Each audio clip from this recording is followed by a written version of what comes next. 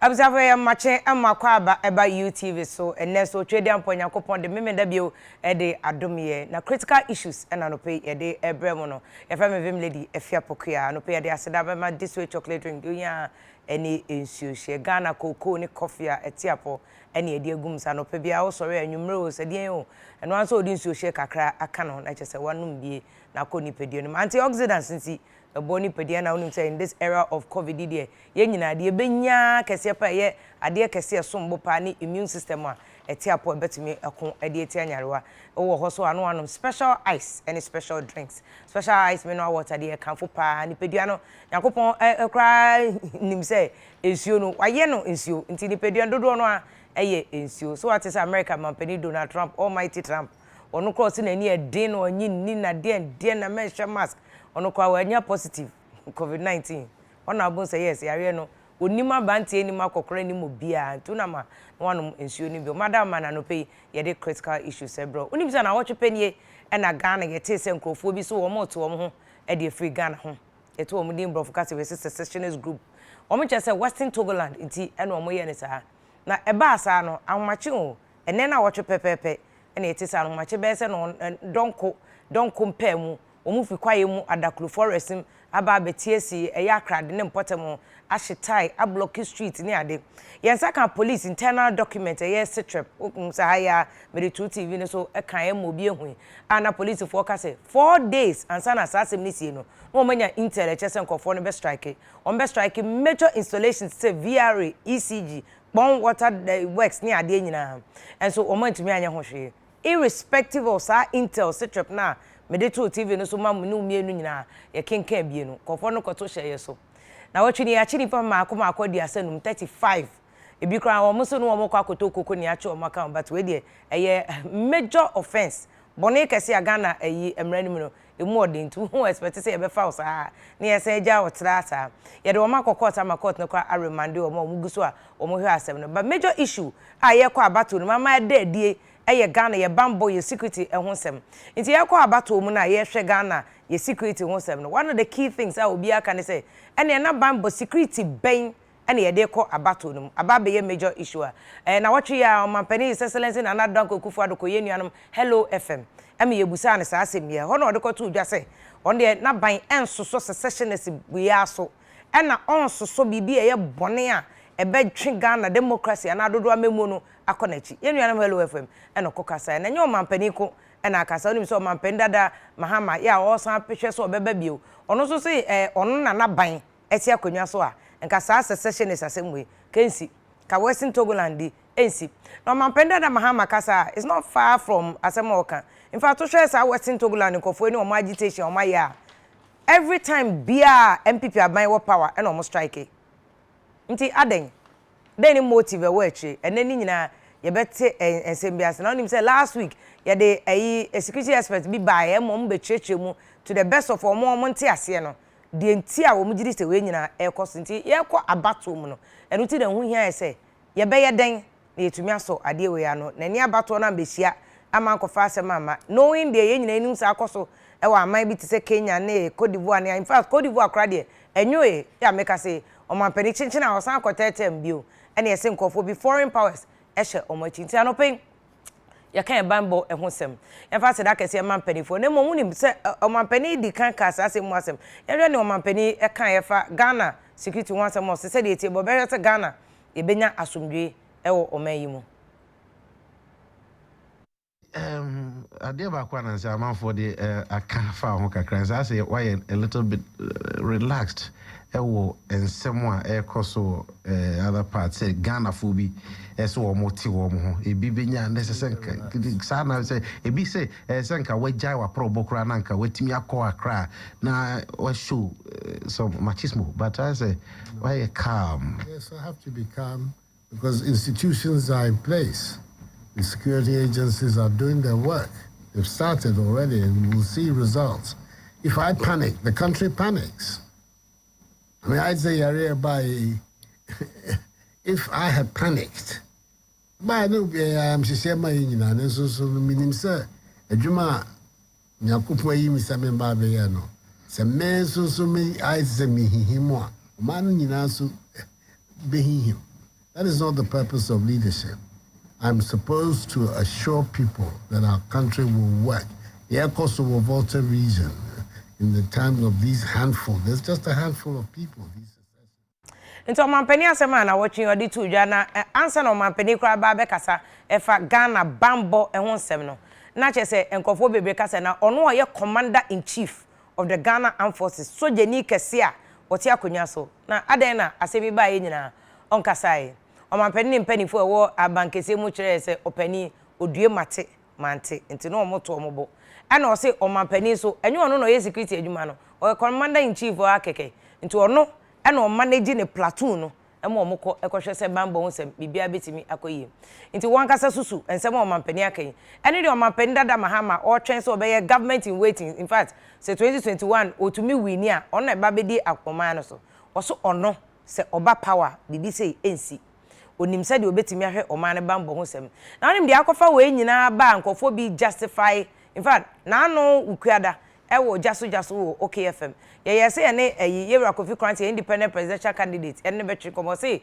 ye nti atisa ne se Ghana fa bi wo hono ma impuntuo no akachi nti bi ade aba besi asem bi ti say ethnicity Ghana baby a we free aden na ebi a ukọ water region so omoto abama NDC omo stronghold ukọ asante mantema omoto abama MPP omo stronghold na wotwe anhu na na adokọ Kumase say de Kumase for so biara fi krase covid wo nipa ji boom no mask and omo behia omampani eho ya MPP stronghold e wa asante mantem aden na western region for ne ade nkofo ka se western region etu gold etu ye koko ne ade omo de development akachi akwa money headquarters is western region ene kra de achemu enso ho na ni nyina efri nti ede nti ene ma regionality ne regionalism we fia na me de mi ne meto aba we wo ka hwe ya ye behwe issues no ye hwe issues ene ye beka wanse na afi sa security ehun mra se western Togoland mo ye Ghana for ana mo nye Ghana for ye plebiscite no ye twam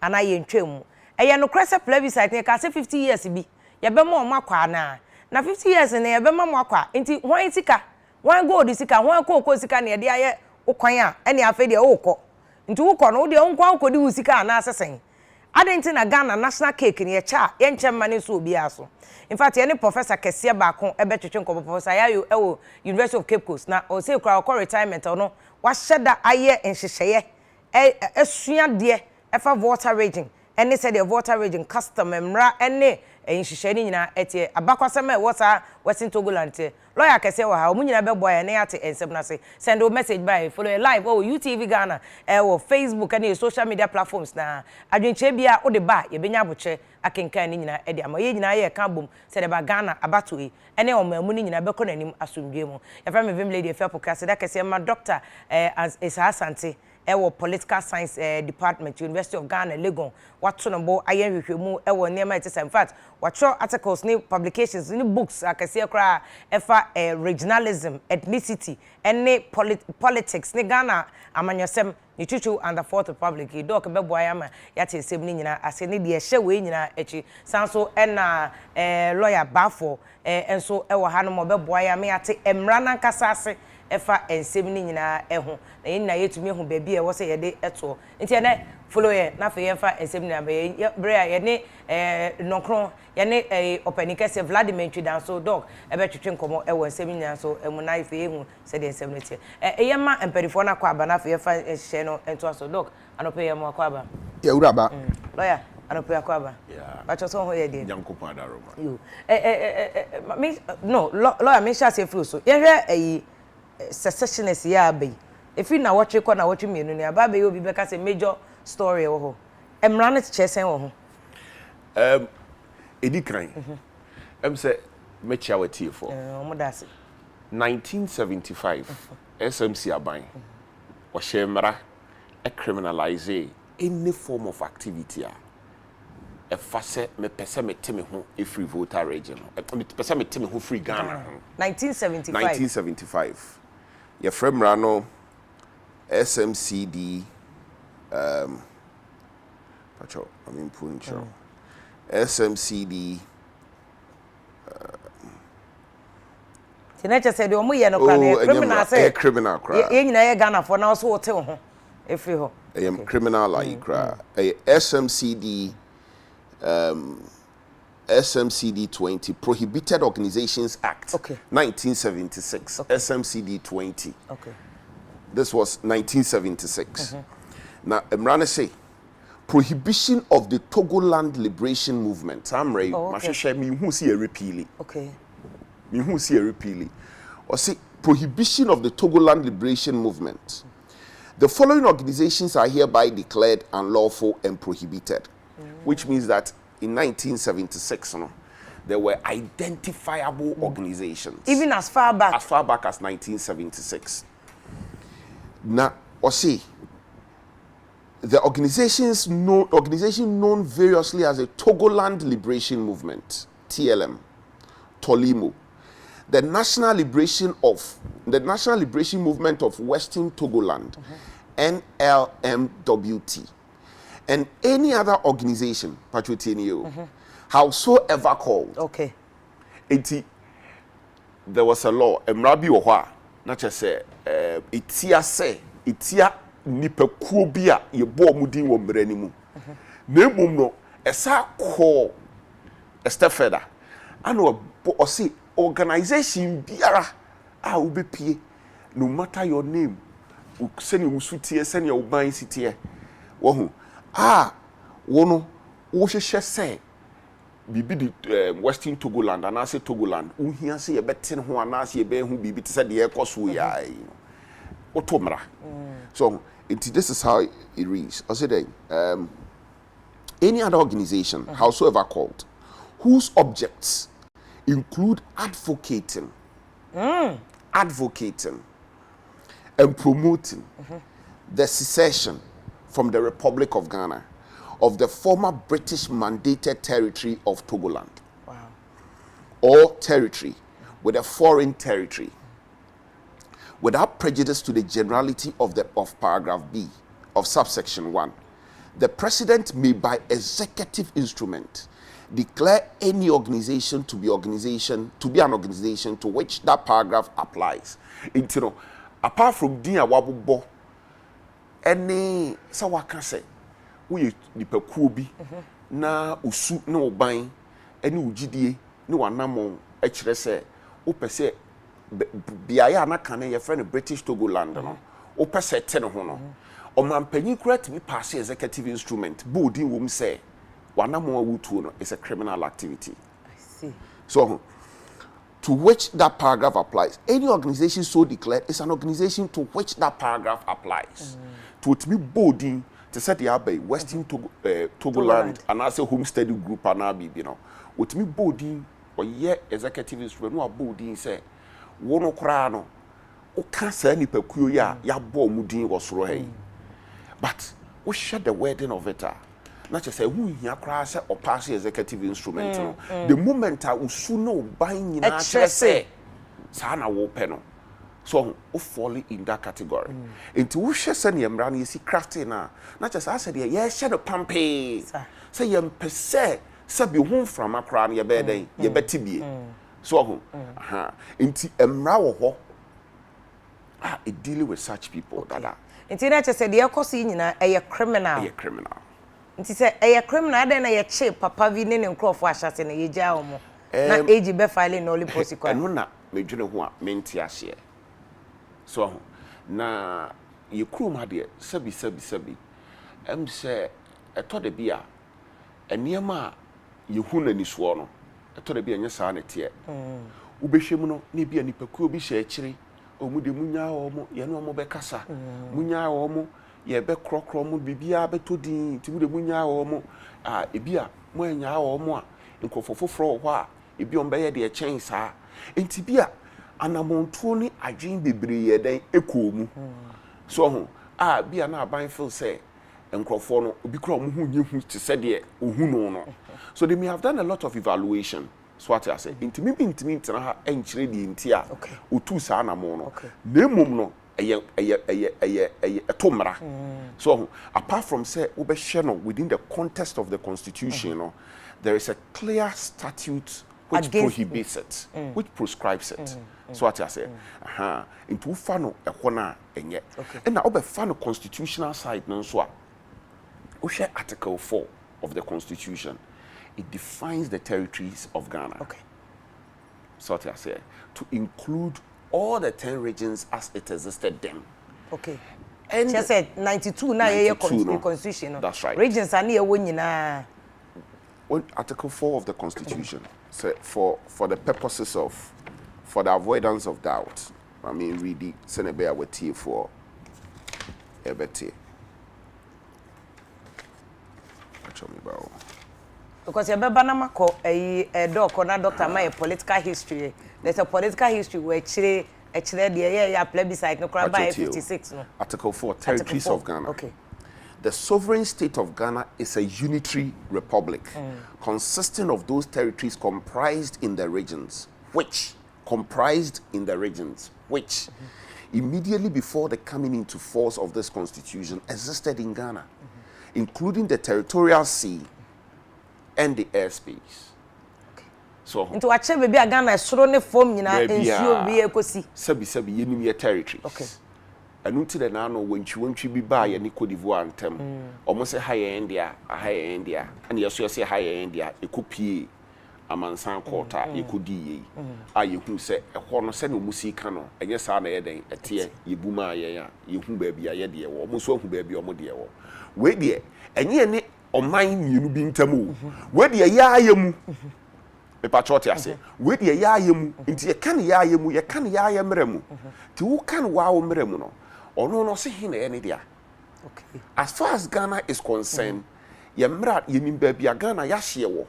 So 1957 ye pass ye ba ye be nya fa ahodie no. Emre bi ne ye di nya fa ahodie o. The Independence Act of 1957. Eno ne ye di nya fa ahodie. So na ye nya fa ahodie no so no. Ansa ne ye be nya fa ahodie no. Na ye nim a forming part of Ghana. Okay. So the colonies, no. So you had the coastal towns, no. So and now the Northern Protectorate, no. And now Ashanti region. The Ashanti, no, Asante, no, na Asante and the Bunahaf. Okay. And the Kabum Asante. So and now the Protectorate. And now the coastal towns. Now, we share way more or more Kansana.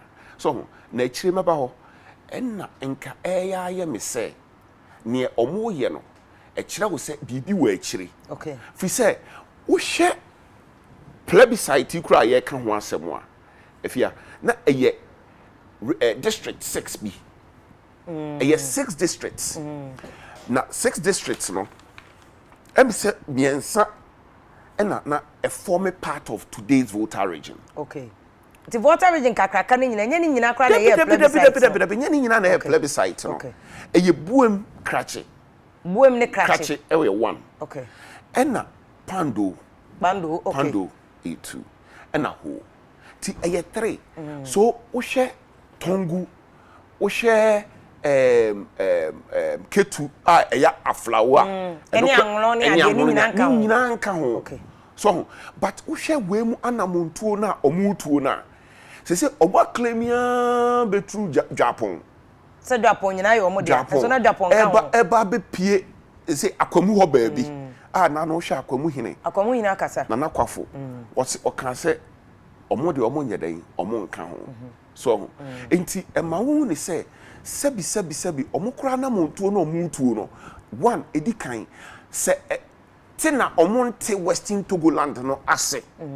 Ana se adwenboni bi na yeden etechiri. Okay. So la me wato obo no wa cheche emrani mo free ba me ko doc my political history no sa Western Togoland no because now we say ye free baby ansa na ye bedru ansa na ye bedru a say the lawyer achemu no Ghana hye na ye determine dada and this open source sana na me pese ko sa question on to lawyer say so be person ote no does it mean there was ye constitution free ho ana ansa na yetumi ahyehyɛ because constitution dey determine the boundaries of Ghana dada but DNA abakwasem ewo yi nachi a politics ewo mu Afia ma won a wo hwe TV ache ma won adwuma pa near Tennessee, 1890 or no. Na Omengi Ushe Omengia, Sana Lawyer Dikan Kain. There were the Northern Territory. There were Asante. There were the Gold Coast Colony. There were the Transvolta Togoland. TBT. Na 1890 hono. There were British part. English Bruni. Baby ana nense kurem. Ebi ne Angno, Some, Kliko, Peki, Tongu. All right. Hona Britain for the other. Na Britain. Apart from Gold Coast Colony and British war, ne yinso once kurem. Okay. Na Pacho bobo nkroni biem. Anglo, Some, Kliko, Peki, Tongu. Okay. Na ka the Gold Coast ayi wo friend then any Gold Coast Colony na British. Okay. And some. Na German fonso na wo control Agotime and other places. Our Transvolta. Na bra okuya edikan wiase kon First World War. Ebe no. Na Germans wo hwere won amanga na wo kura wukura nipa bi a wodi won so ho nti wo hwere no na sabre won ne kura Togo nti wo hwere nti e ba se ete se wo de sa ho no ma nipa bi ne wo som na ebe ka British and French for nsa nti na ye wo frɛ sa ho se mandated territory na baby a British for no one of the British mandated territory of Togoland. Okay. And na French for the no so wo. Na na edidim na eba say Ghana fiase to aba 1951. Kwame Nkrumah CPP wo fa one time by furai. Na eba say ese wo sang to aba bi 1954. Na 54 wo ba beto aba no mu no ho na woto sa aba no kura wie no na ba say ete say Ghana betuma independence if you say so wo hwe say na nema no kono no man na fiase bua no ho renya fa hodi sa bre na Ghana no na ye hene he ekosi he na ye Ghana no o say na 54 no makekan akirechire oyi okay mi so man ni nyina no na emu nchemu no ya nan okay ye wo Northern Territory okay Northern Territory na fi he kosi he o we ne all the three northern regions ni nyina na ye wo Asante say na lawyer kan na ye ni bono okay na ye Sante aha na ye wo the Gold Coast Colony ye na aka ni nyina na ye wo Transvolta Togoland okay na no no ye a Volta region any part of north okay ni nyina na bra afi English broni ehu say abato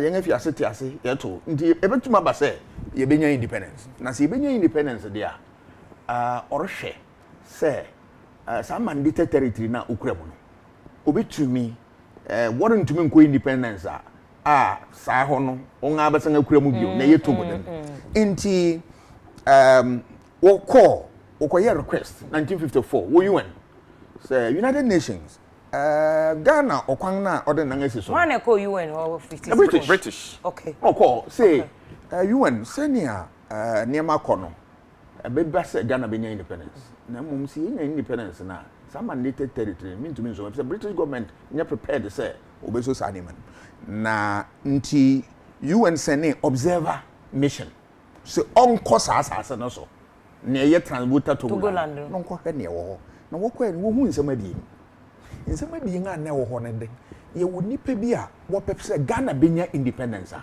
obaba be ka wo ne ye wo won a wo pese wo ka sa mandated territory ne ye French fo no ne German de wo ka bom na wo pese unification no nti sa nsema bi nti ne ye ba ne se wo be ka wo asem asomafo no ko UN wo ko ka se ni nga huni na ne ba ne se wo ma recommendation say any one year plebiscite na ye about we are referendum no a questions be yes no na one hwe say hifo na pese baba be kan Ghana ho you and hifo na epe wo friend saying say union of mandated territory na 9th May 1956 Plebiscite what toy na what toy na wonga wo pese what na Ghana ha ye Ghana for no odi nkunim na northern and in non-ever section no what to papa 79% or hentiemu edio song akono na wonga one pair non wo pe say wo kasa nkrofo no bomu no we 58%. 58%. Yes. Okay. Nti wo yes ano okwanga tie say abato de etwa asem bia. Okay. Nti etwa na UN pass a resolution on that. Yes. Nti UN no pass a resolution on this. And then beyond Ghana cry. Yes, there was an initial resolution to set your country. And say na UN there. So there was an initial resolution. It is our initial resolution on the mark quine for the plebiscite. Okay. To moto plebiscite the way no. And almost had the co UN plenary section. And almost pass a resolution 1044. And they support approve of the results. They said now we are chiche Ghana territories. Yes. Yeah, creating new regions. We say the kind started constitutional processes be and a culminating into that. There was a constitutional process approving of it. There was an initiation resolution and there was a concluding resolution. Okay. To proceed, a CP. A C. Now you went pass a resolution. Na okasa ne na werefili. And they say, bra 1954 abato no. Yo. Party be sorry. 54 no. 54 abato. Parties are horror. Sasa mana omo beye plebiscite. Yes, parties are horror be sorry. Na ne wo hoda da CPP kwa mankoma yenim. Na wo ka say UGCC bra woto aba 51 no. Dankwa no party no losui.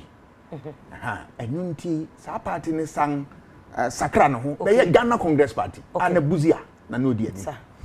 Na party ahoro na ba ni bi ni the Northern People's Party. Yo. Na yenya Muslim Association Party. Okay. Yenya Togoland Congress.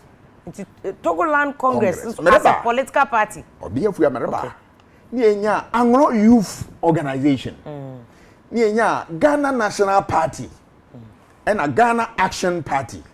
But to be me interested in Togoland Congress. And a Anglo Youth Association. Iyo.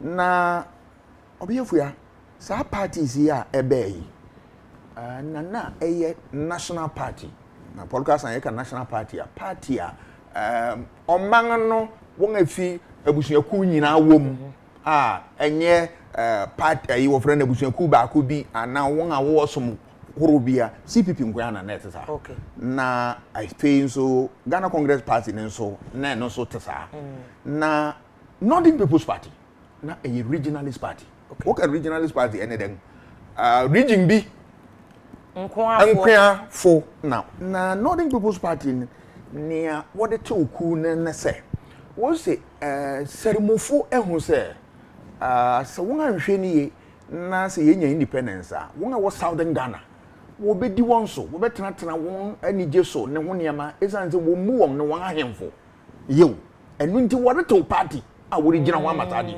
yo na Togoland Congress mereba ho nti ebeye regionalist party nipa ne di party ne mu akoten ene SD Dombo Dorin na Yakubu Tali JA Brahma Brahma ene Mumuni Baumia ene Dr. Baumia nana minim I think we related to him ene BK Adam Jato Kalio Ademu Amandi. Asa omo later omo so ko join What remember?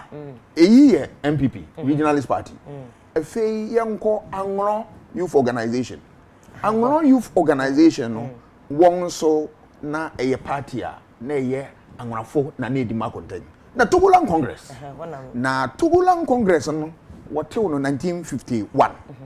Na sa party no wote we no na eye akuaku bi a na sabre no ewo hona na woka won hu bom na wo form sa Togoland Congress na won aim ne say we be intensify the unification of the two Togos. British mandated Togoland and the French mandated what? Togoland. But church mu no ma me na omo pese omo te Ghana part na beka Ghana ho no. What per se? Who say obroni ma haye no. Na ye ni state. After the Berlin conference. Ye ni oman. Ye woman wo ho. Ye need to say na oman e wo ho a nation. Political science ye can a nation. A ethnic groups into ubenya osanteman, santefo. Ocheman. So what you say? Akwamman. Okay. Na mu ye ni state Ghana any ho. But after Berlin conference no. And na what you say? Brit are your friend colonial masters and be far Africa no mum. What a chama won was your friend baby say Ghana. Or friend say into what the boundary no what the tone artificial banding. It you cha ethnic group will be a bijai. And until na say o she voter regional. I unya trouble than a play. What say do what? Togo. AI be for now. Na ibe for grow ye be vote your friend Ghana. Nay your friend Ghana. Any Togo, any Benin. They be for Ghana or yo. And so call Serima, we call Kasana Nankana, Navrongo phone, one ebusian phone so war, I were friend then Burkina Faso. Na sadden na war, say Wusha Western region, one of from a knee. 1 year here, or young one for, or ye Ghana for.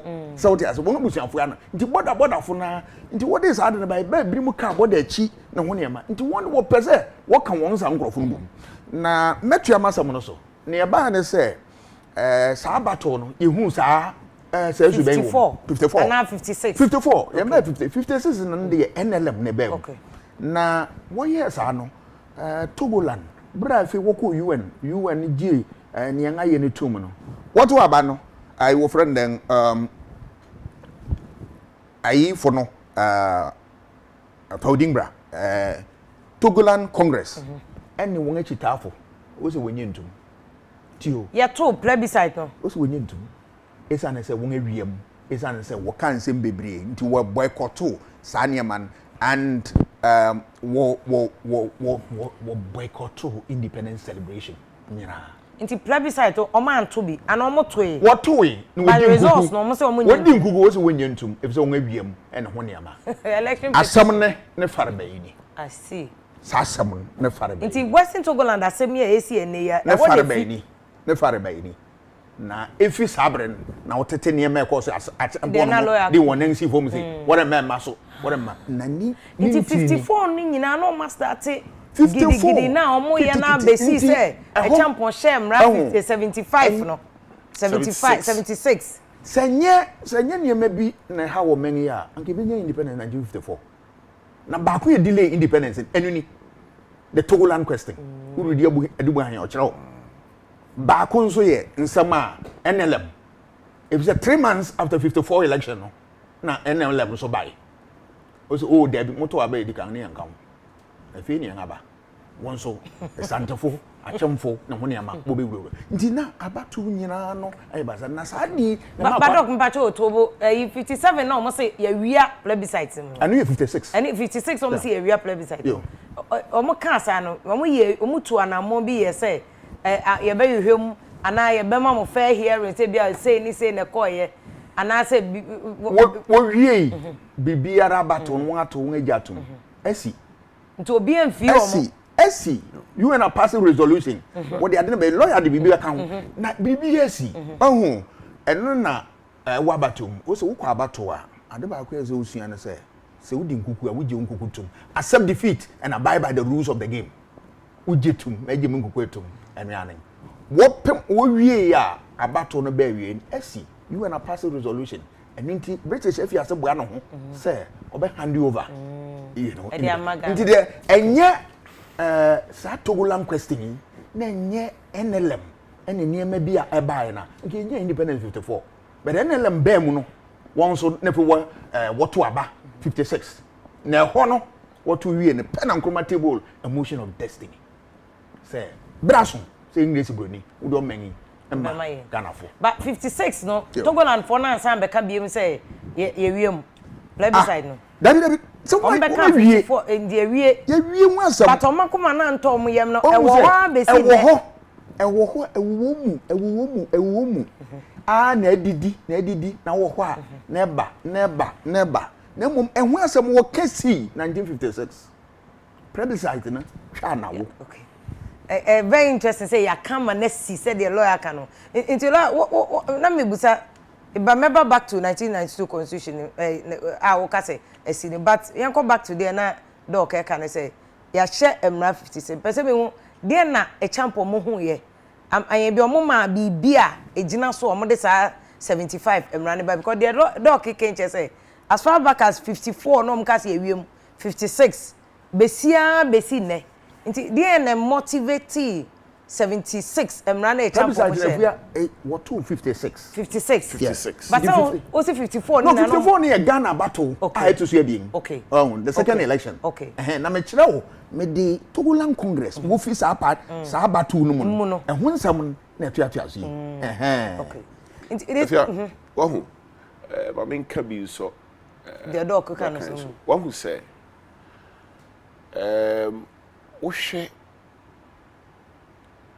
yen wo hwe Britain for mkita hudia no mu ni di sabre na so on say yen ni colonial but on say we mu Togoland for na ye from say British trusteeship ye ka so be a trustee a say ukura bibi mu obi okay wo hwe so asese so mame na wo say omo pese ye mo fa ahodie no wo say omo co United Nations so it will share the UN resolution now almost say for the termination of the trusteeship agreement. Oh, okay. Which means not omukuremuma United Nations. The part what I say. Enti whereas say na ye colony no na omu de UN hwe soma wo mo. Secondly, sa hwe soma me adwuma na Britain for ye no. Na nye kwando krachi any hope na districts na ka ho bi no ebi wo north so ebi ne Mampusi ebi ne Dagomba na Gonja na ye 6 nti na Dagomba fo ka ho Dagomba Mampusi ni Gonja so na me ka so na north no yeah yo so yo enti no sa brena trusteeship agreement no etwa se ba awie ye no na ye ntumi menyi ni se broni beka se na enye prudent sabi na enye ye ka retwi mu a sabi enye nyansa se obeka se or separate just the 3 districts from the other districts. Oh, okay. It was otuaba among the 6 districts. Now do omukabo na bisa omu say ehe na mo pese mo ye den moko. The patches what I say. Enti sa pepepe na omo ye den omo ye. Now say doc kasa no say UN share that small observer mission eba be year investigations where investigations no more if you are not thorough so wo hwe ba bi ti se buem ene krachia omo hu se buem de krachia no sabi enye flafo pe ene yeden e wo ho so eye framan sabi asantefo wo ho akuapemfo wo ho sabi yenuanu bi so a omo free srem e wo ho. It has always been a microcosm of Ghana. So Guans ni ade bebre so na omo hu say the northern part of even Buemi they were in favor of say ombe joining independent ombe joining Ghana. And now the southern part no na omo so support it say omo be join. The southern part no was dominated by some of the Votarians. Votarians in kind of fraud for okay me patch what I say excluding Kratchini Anglo ne ade omo de no mo Ghana for dada omo ka ho da bi Kratchini buem de no omo ka ho okay but Anglo Tongu Keta no omo nyina na Tongu Tong na Ketu Aflao omo nyina no mo ye Ghana for dada so enti abrofo no ye nhwehwemu na they evaluated omu nyina wishes and sana omu put to the plebiscite question na emienu mumu hwan in the person who joining Ghana and the mumu hwan in the person omu remaining under British trusteeship. In the plebiscite question there wasn't even an option for you to join Togo, which is present day Togo. There were just 2 questions. Okay. Now one plebiscite question na omu de 2 omu anim no na kyerɛ sɛ sɛ woanyoin ne Ghana woanyoin ne ne deɛ friend ne Ghana no a na kyerɛ sɛ you remain under British trusteeship. Okay. Na kyerɛ sɛ Britain bɛhyɛ wo so ama United Nations. Me patros what you say. Now did it mean that we be free Ghana akwa baby and not Britain be show so ama UN na say you could remain in Ghana? Say na Ghana mai. Okay, na Ghana mai. Okay. And no say na Ghana mai. Na the small groups here for a friend saying territories here you describe that I. It's no na kyerɛ sɛ wo de sɛ woanye antomu a sɛ Togo saa nipa sexy sɛ mo anye antomu dia you remain under British trusteeship. Britain for so pɛ sɛ ɔmo gyaa mu no ɔmo kɔ. So now the second question which was that sɛ mo anye antomu a mo bɛka British trusteeship until they determine what is practicable. It is just no mum na condition ye den ɛwɔ ho. And yes, some people joined Ghana for 50 years. There was no such condition. The condition, the other condition, says, you remain under British trusteeship until such time as they would find or determine what is practicable in relation to. It's a bit for the Kumato, no, who can demo be fast and sana or mubede or jail. Nipa 83% in the taking part in the plebiscite. Okay. 83%. 83%. 83%. So, okay. Now, Usha. And out of 83, and that dog can say 75, me boy. 58 ni voting in favor of say you be joining Ghana. 58. 58%. In but Usha the northern side now about 70 more over 70%. 79. Northern part, no. No, Musomeka Ghana. Okay. So, okay. But who share the Anglo flower side now? Ube who say Pando, Omoto say Omon join Ghana. Yes. Pando. So they were in favor of separation. Nipa eto aba. So ombe joining Nipa, ombe joining Ghana. No. 8,581. Even as of Pando, that time no. That time no. Nipa eto abase omon joining Ghana no. No we 17,029. In Pando. In Pando. And na ushe hoa nipa 7,217. And eto abase omo be joining Ghana. Ho. Okay. Omo to abase omon joining Ghana no. 18,981. Inti Pando ni ho pe. And I cast one person back. Ghana ho. But buem ne krache no 28,176 eto abasa ombe join Ghana. And 18,775 kase omon join Ghana. It omon be join Ghana na wini wo buem ne krache. It will share the British protectorate and British trusteeship. Nkura na Britain for a sheso na kane na eye German for there. German colony. Britain for a son after First World War no. Ye de ma wo mo se omon hye so. So and I won say Togo so ye de ma France for so mo so nye den enhye so. Ntu hye nkuro districts na na ehye so na eye 6 no. 4 out of 6 vote in favor of say omo be join Ghana. And a 2 pe and join it to abasa omo nye den omo join Ghana ntu wo hye Pando anyhow. Ntu say wo hye impo districts ne dodo a omo anom be join Ghana ne do so che omo nye den omo join Ghana. And we are the first point. The second point is that we share even the numbers, which is that 58% out of 83% are a two abano. Eka se ombe join Ghana. Inti se ye de dodo okra so na nipa dodo no so na eka. Obo mo ka so ombe join Ghana no do so chen omo ka so omo nye den omo be join Ghana. Inti no che se sabre number per se ye ka se wo ne Pando no pe remaining under British trusteeship. No, the trusteeship was an agreement and it ought to be terminated. The plebiscite question had been set and the answer is that we want to join Ghana. Inti to say the dog kind no. Na ye di hu nkomo amana si. So na sabi mente me ho ase de baabi anipa mienu bopo bia no.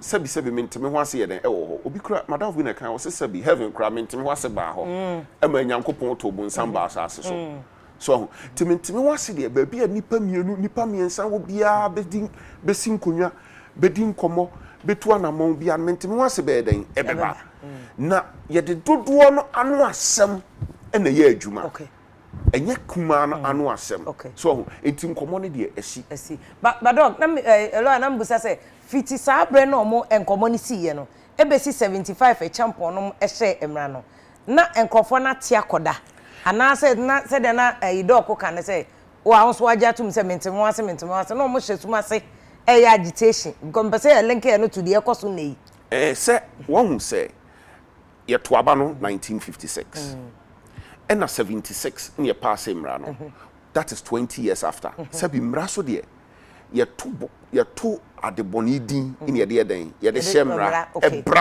ebra bibi enti not bibi ye den ekoso enti aban no ye so no besia na monkete na wa ye den wa brasa de na se no shemra enti that means na bibi ye den ekoso me pa chote ase enti bibi de akoso na aban no tu anamo bra mra no se akase sa mra no ye be enforce. Very, very interesting. Let's say emra wo hodada emma sa de ekosi na ya san wo emra so bi so betu aban agu ana say obeye bibi ebe part of the constitution which includes the territories of Ghana. Ahona na nka me busa nsa na me kodoko earlier ne say o ka say article 4 of constitution ahye baby a Ghana ya hye wo dada. Nti therefore so obi person ote ne ho free Ghana ebe sesa the essence of the constitution. It amounts to treason. Say, or person to constitution. Inti, o share enunti o be share article,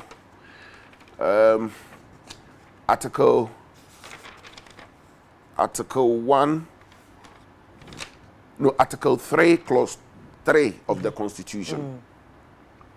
Or say Parliament shall have no power to enact a law establishing a one-party state. Then clause 2, any activity of a person or group onye ho na me ehia me yen hwe 3 clause 3 no okay a or say any person who by himself or in concert with others by any violent or unlawful means suspends or overthrows or abrogates this constitution or any part of it or any part of it, or attempts to do any such act. So, even the attempt no kra no so no etomra. So, or say commits the offense of high treason and shall upon conviction be sentenced to suffer death. And just say utu anamon bi kra say ubetu constitution no efan baby egua and also otomra. Na otomra mra ya to din say high treason. Na high treason no say ye di bi bow na say ye do kugina aban ye do kugina adaka mu court na ye di mra ye di asem na wudi fo a ye be wo be suffer death punishment owo na wo ho so enti but the obika so ote no ho efe Ghana. Does it amount to so obey to constitution if be a part of the constitution? Because the territory, the interpretation of that's right. 3, no? Because the territory of Ghana is defined by the constitution. Okay. And so if you say oh yeah, what you say, the person me tell me who Ghana. Let's just say Ghana interpret the definition na embrano constitution na dia Ghana no in terms of your territories no. Let's just say who person pay be free home to what amra. So wow.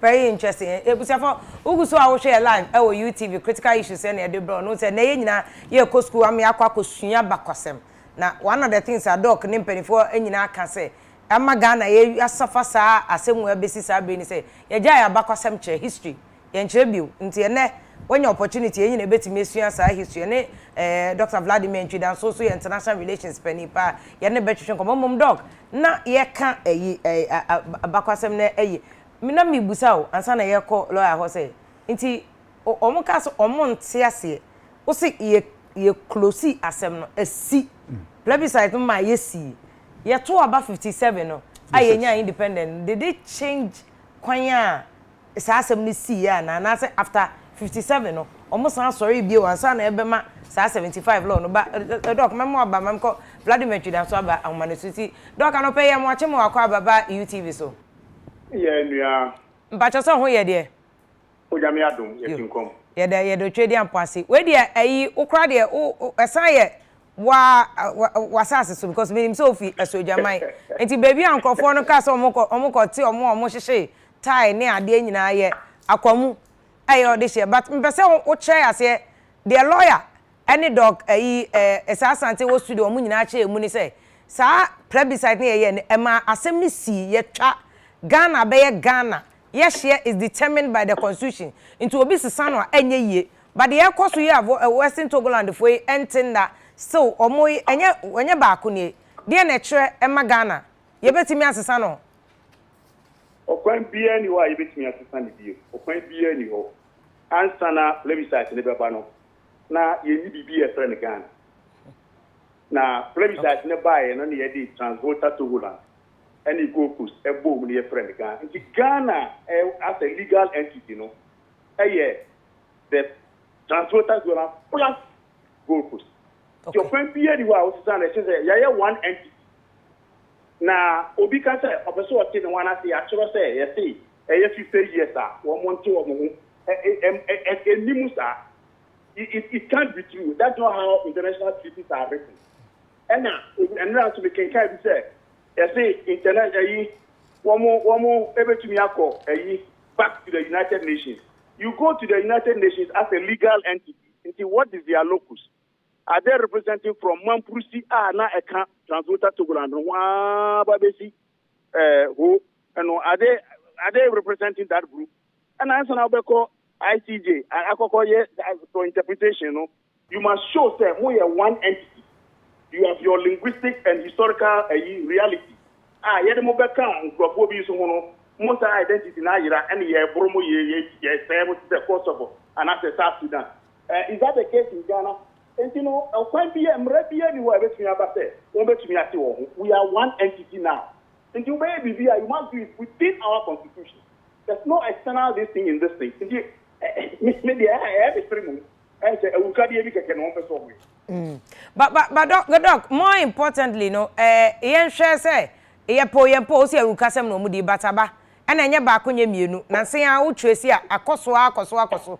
E den na mo samba because ma take us on the krata ko UN make claims. It is also legally no mu ni enyina so bia o betimi de akọ UN aden na ase say ye ne yeso omu so omu anso na yeso omu so koso na NCZ da yes selfishness see person can no kure wa yinu mu kire amanfo na omu ankasa mma no be sori atia won esane say ye to aba no na yendi for example wo transvoter Togoland yendi na tamale wo Ghana wo caucus enti obi to aba depending on say na adwene ye am say yenu anu e wo ate ha do omo ya omo je say omo nkrofo no bi e wo Togo enti omo to aba no na omo ko join Togo fo no ma eye enti beti ase 58% to say omo mpese omo join caucus. But transvoter Togoland is one entity. No, I bet you what I mean by one entity. I said that is the legal personality of transvoter Togoland belonging to the British. And you know, you can't throw on it from Hobomuno. What to about? You can't deny Bobby and Case. Mr. White, and I will not to my theater as no concordian. You can't deny Bomuno, not just one person who join the car. Okay. So it seizes anything I will pass away. Until almost for UN as one entity, UN bet you I bet anybody say me, I'll bet my last dollar. Say this thing will have even audience within the United Nations. And American to get recognition, there are 3 or 4 parameters. 1, you must demonstrate socio-historical linguistic uniqueness. Say one transvoter to only a unique one linguistic historical history here. Own governance, own territory. Can they demonstrate that? Number 2, you must demonstrate also say, another group, you've lost that identity. Number 3, you must show evidence, say, oppression, suppression, segregation, and that. And then show, say, Yantimua, Ade Bakoso. Now, say today,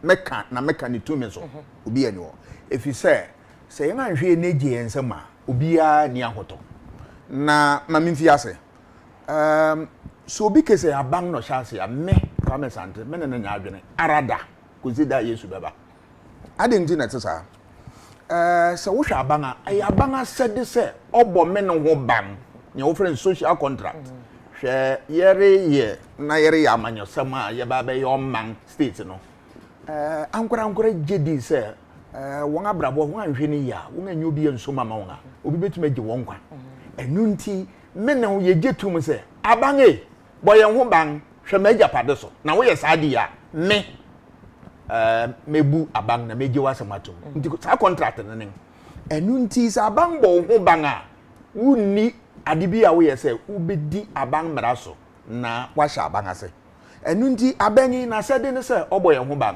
nti se wa mo ye ho ban a kai hu se wo rekwa abato security ye hwe so abang na party no owo ho no se mede mitumi ma no obetuma bo me ho ban ontumi ameto abetia obi afu ya ma ye hwehwemu hu se wo hwe ne wo frɛ no factors influence voter choices emma nipa to aba ade ba akwa wo gina so ye security okay se mini bangba ene na mini bibia me fa mitumi ma nti adan na abang na opetumi bio ono no won amani tumi se onfa moye ho ban ono ya be sen no no yeso opetumi medweno ho a mente ase enye no kware afi ne atuso ya bien ene se wo hwe efi 1992 besi 2016 MPP efiase bo ho modern wo voter region won efiase nya aba no from 4% up to 17% today inti MPP rebo ho modern na yen hwehwemu e kire se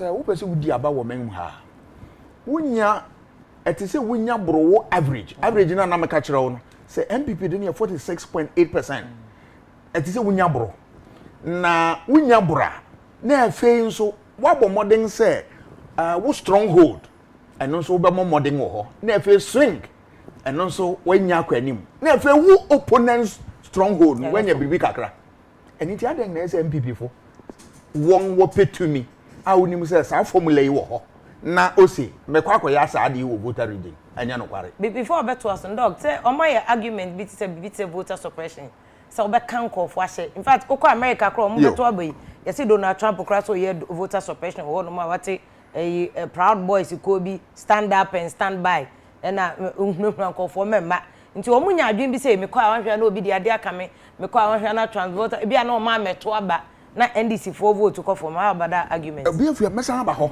MPP did na work an enye no kware asema ma church omi enye no kware efe yenga hu say the whole of voter region won anto aba we do declare election. Okay. Yes, a whole lot. If you say one, who deny one right to vote, and two, a big area with one ethnic group. Inti se one and two. We have about on me. Na about to adika krebi pe na mobi adwuma maye na. Inti abeni orenye ne onye ochira. Tie, ni atu so ya bien. Nkofu se NDC fo nso na ye. Na washa se no wo yes adene eno so enye no kware ne enye no kware ochira adenti na tsa voter region ye NDC ni stronghold wo se ne kura bato aba form no otumi na 80% yeah me no yen kan hu se NDC wo kan one stronghold e wo Ghana ha me mfa 16 regions na enkasa ma me mfa 10 na enkasa eye 4 eye wo friend voter region upper east upper west northern region na wo hwe sa regions here a voter region no wonya vote kese pa nti adenti na wo be yi bibia say won vote if say ho ne basabasa na basabasa ye na koso a wontumi nto aba ebe ha won na yenka ehu so say ebetuma trewa ba Ghana ba bia na eba ba bia na yen anto aba na ye kwaya na ye bai efe yenka ehu say voter region no aibefu na ye wo man a wote so enu nti one person wo be so ji ato wo men enye no kware ne enye no kware ochena na yenhwa de bi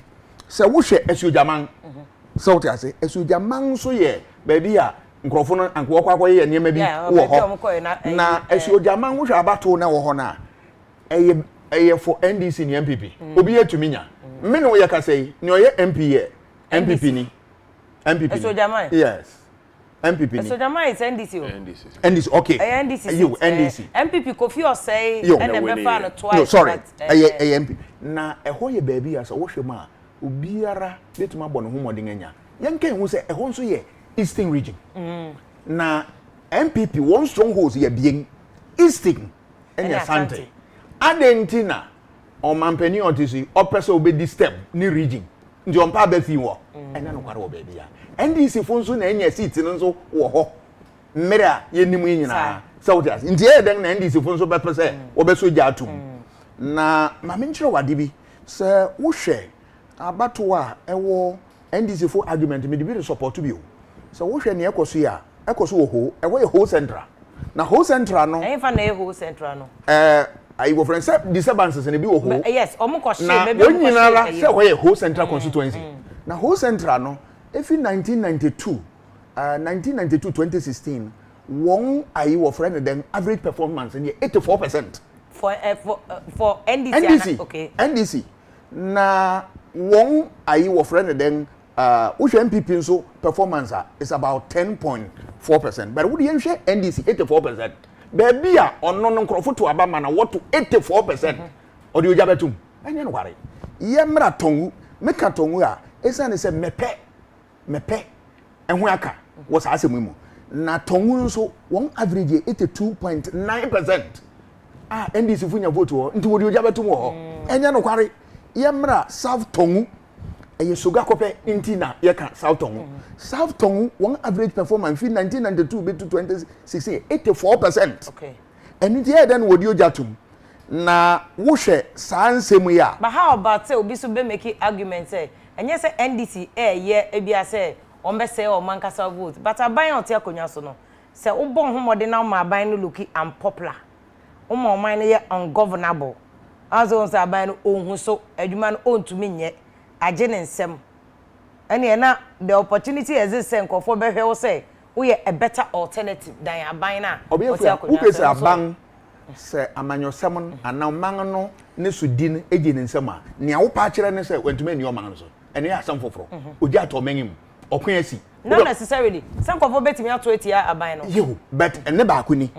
Ebi ne aye ken enye say wo ma aban na ye unpopular wo. Okay. A threaten me no ye insecurity. Ne aye ken enye sa akasa no so ere mama manga ye unpopular no. Me ne wo hwa wo behu na bibi asi. Installation bi wo di oji atom na ho ne ama. Na so sa de ne ba. Hina no wa hoto wo men hwa. Ne ame pese Ghana fote ne say asamaba. Enu nti obi anta aban na chi. Na ye nsa so yare.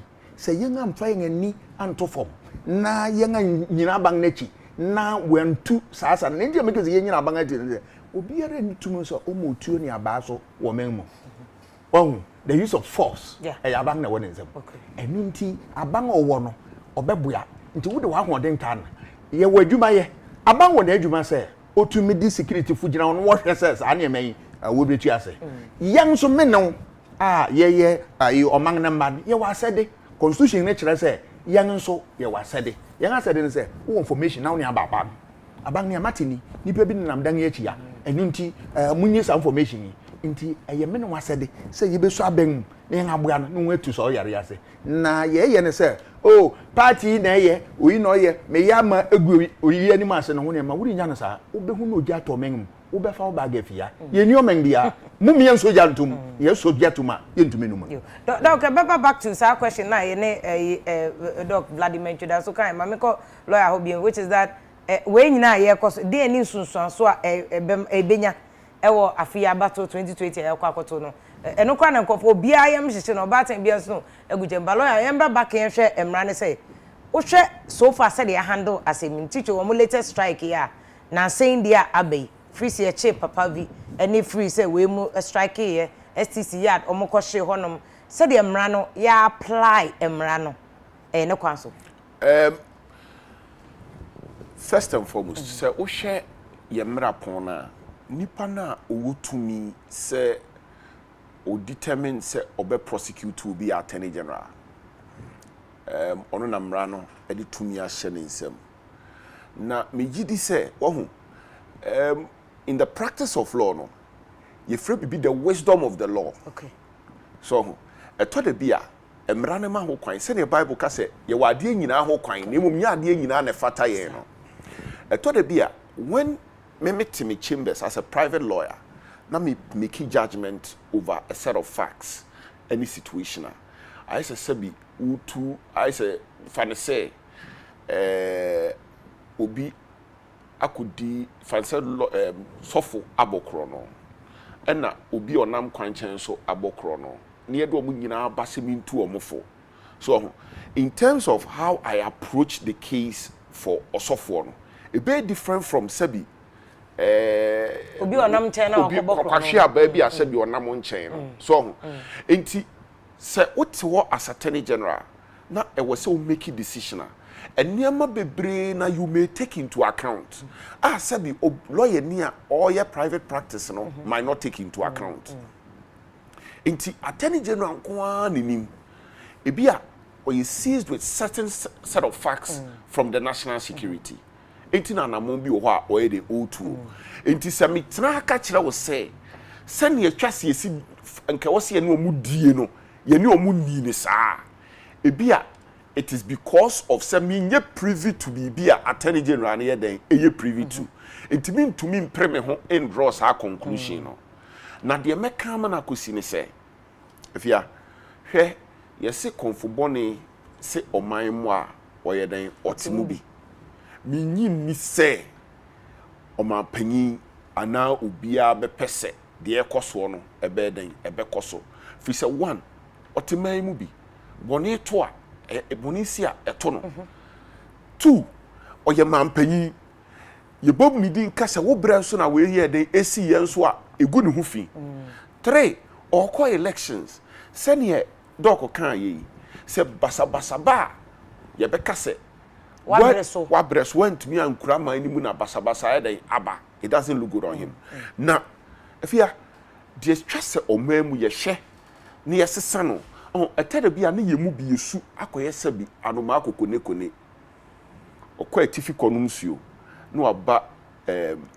anafo abehoro nsuo no se ye to aba edi tumi hye obi nsam se omuman na so wo se enya ne mu gidie na namontuo bi a otuo no gi se Afia wo hwe na ka se anamo aso masi tui sabi achia pa ansana obesori aka bibi atia na obeden obeka atia no hwe wo hwe na omampanyin okase otu anamo bi efa ye bambo sem ho especially ewo part of the country be I feel say a obi stronghold part be stronghold obete eno mashada omo pese omo manipa meto aba omo shada omo pese omo bre nipa bi ase asofo obi kura gina simpie so ewo kroma keka nsem bi a sabi enye den enimo okaya COVID period ya close the borders of the country first and foremost COVID wo ho se COVID ni ho omapanyi wo asede se obo oman hu ban enti owa asede se odi nipa gina the borders of this country enu ti ne wo immigration wo ho so na COVID eba there na che say you are in a security situation so enti security e wo ho no wo ho kwan se wo ye den wo enhance no so na wo share the voter region the border between Togo any voter region utimi hu se sabi akwati kwan bebre e wo ho apart from the border no enti se o ye security decision niema etwa se o ye no it will be different from be a security decision e wo kuro bi a ono de border pen ye den e wo ho enti e de nipa ni nyina security ni nyina ko gina border me pa chote ase na eno sa na muntu no mampanyi tu a na ubetie na hey na yepese ye suppress nipa bi yepese ye enti sa o yo mampanyi na wa anya akokoduro na wa nyina ho se bema ubehihim watie nipa no na bone abanipa so ebia ne ba bia yakogina yi se so mampanyi ye na dwen se esan de ekoso ninti obe enhance security in the voter region Afia chenanko ebi na wo kan se ye se ye sheda instigate no menhu NDC nia NDC for asabi etwasenka omokra they should know better ena mo mu masuanti me hu omo post on social media no ne ade a omo ka se ya hyeda ne ya omampanya MPP amai omampanyim mu ahyeda na ahenya mu se ne be ya omo di sojafo be kwa akogu ho aso press nipa so na ebia no so it is a wo hihimu a wo ho ehɔ na obekasa amaminyaye na wanhwe ane yakoka se ni se but babia ade ne kɔ no se ye po siempo ne kwan paso ne se ye di security a emu odin be ko voter rege adenti na make sa won se ye kan abakosem no ye kan ko fa free 1954 yeah be kan 1956 e be cha 1976 a e champion mbra keten e de share se mo obi ampie afi wo mu an ye ko hu se president Kufuor ba ye ebi mu asore e Kenya wo mo kakra afi no omate akoda so mo te koda sa unhu de omo ye afi ye hu ya na anu ya se papa bi di papa vi wo hwe papa vi a wo beka se papa vi sabi a akokora yi papa na ni afri ne ho nye den de no betumi aye wo di bedi agoro ye didi agoro e na anu ye hu wa je to se ye didi agoro me ka se wo di bedi agoro man ka se ye didi agoro okay wo di bedi agoro na wo didi agoro na wa fe de wa behu dia abesie so e na anu tie wo program security analyst bi tena ka se enkrofo bi ahu se papa vi no kra wa ye mre ento obi fo Friday aba show sabi ajekum ti asekra fe ne saman no wu akodan samampum sa nipa ye so omu ni sika o omu ni sika hwede omutumi ye okina ubon se nipa bonifuo bi e de omu ho aye den aba bewram omu kojimpo dada omu do omu bewram a na omu nya sika de ma wo omu a na afede wa hwe ya de omu beye no odu wasoto odu hojimu enye den enye enti ebra so se ye so ano so na ye bra no ase fi se ye se se pompo esi wa hwena se wa hwani na ehya kokram amfere se obeto wo hwene so a wo so mfere so se ode aduru be den ebesi so ebi ni abetu no enti se omampanyin ene omo a yato aba ama wo mo ede ye vre ne ye gidi aso omumu se omumu ye ho ban emu man ya na omutu anamo a Afia ya ye nyai se ye mu bi to da bia na ya hu se ye nko na enim bibia yankwa ni bibia de bia the level of mistrust in this country no I was see hwe ni ye hwe ebi ni etoso mienu Afia hwe se enanu ya eba ye so ho eba ye ya omu Kenya omu hui won se edidia akọ bia encha se nke sese de edidi ko ya akọ mu fie ni ade hofo enka so ombejo nso na yakɔhye ka so ene otenkran eye o se enye dan enkan ochena ubehu se to press home their demands okay the IRA na omupe the independence of Northern Ireland okay the Basque separatist of Spain no so ayade ekoso owiase bebre ena no metie security for the no mo kana no kre the people will be finding opportunities ebia eyo mo se oil kra ho ye me finance so ho enti mesre Ghana for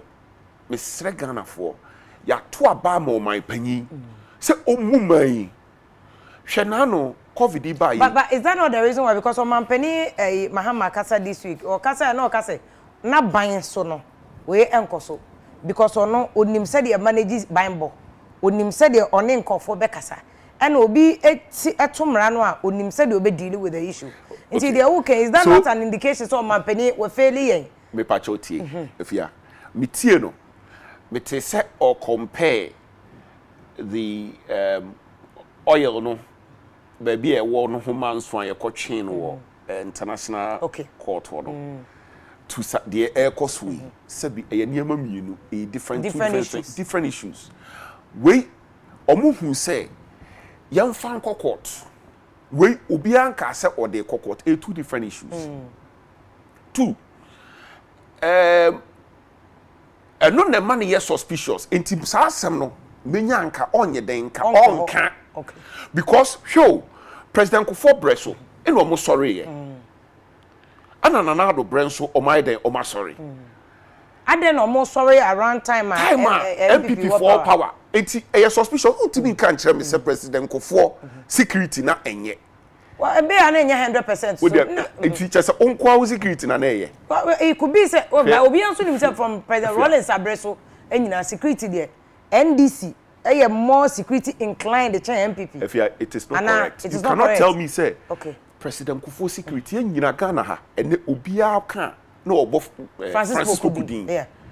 So, it's a what the inconvenience and ka onko because I want to be sound common than ever. But if you are the Macano, me say, yen more my penny my okay. President Kufuor do bar power. Afia better, I adena full soldiers I boa by young form national security. Aden and a people did national security minister attempt me say more fidie so. A people bore the Minister for National Security, the Dean attempt now way any ekoje power, now Crawford koje power sabi where me so certificate, and then the wapa, and then I will be certificate. There's a famous Canadian Japan voice on this. So, yenti security ase. She, uko England no more, MI6, any MI5 no more. Ye said that ko Oxford and Cambridge. Eko recruit to nipa, Edwo moko.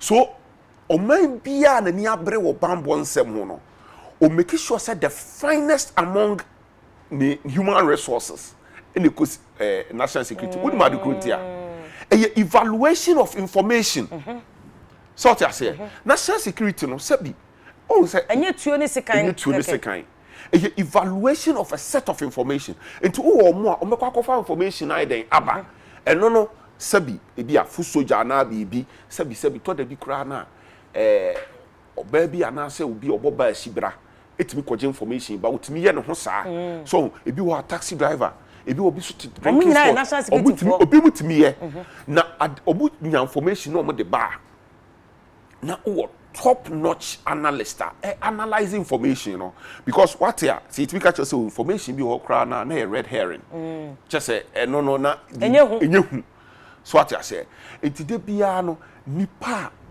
sabi oma ben and your national security so enti say ye bumaya ye hu your priorities as a nation so na ye nyai say de bia no ye nye ho say ye de ye nko na wiase nyansa sabi ya kekere gu ye tirim na ye ma omo aye de oman na hye omo nsa no omumu na ochena ene hwe nkrofo ani ma omo plan so omo koye se omo be say some installations via renomini ade esia efia ebe kan akame so what I say enti yem place priority on security pacho but we make a point which is very profound about amanyo somewhere ye de Ghana bambo eye and ye koti obi ti se Canada Japan de ya party ba powers oh na enye Canada NDC mu nyina ombo bia ye bi ena na onfa boys nkwohyem ena boys na prema to me ba ye na ye form nkwohyem and idea about bedu na ukoye national security police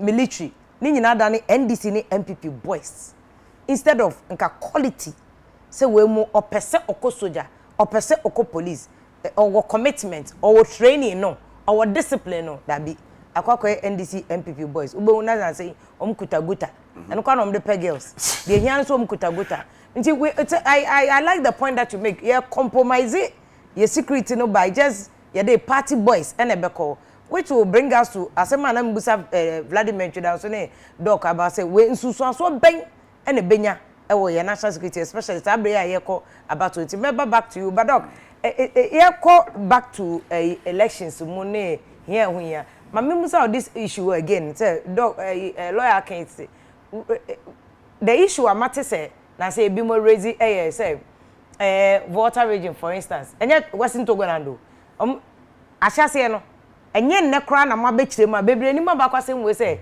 na bi nka ho apa even yendi ni ade na nke ka Western Togoland for asem ya ba yendi fo nim obi omo nka hwe mampusi fo nim said the lawyer bo mu di say they were part of the initial Western Togoland omo nka ho but we mu ana kasa but matis omo make a point about say development mpuntu o maka echi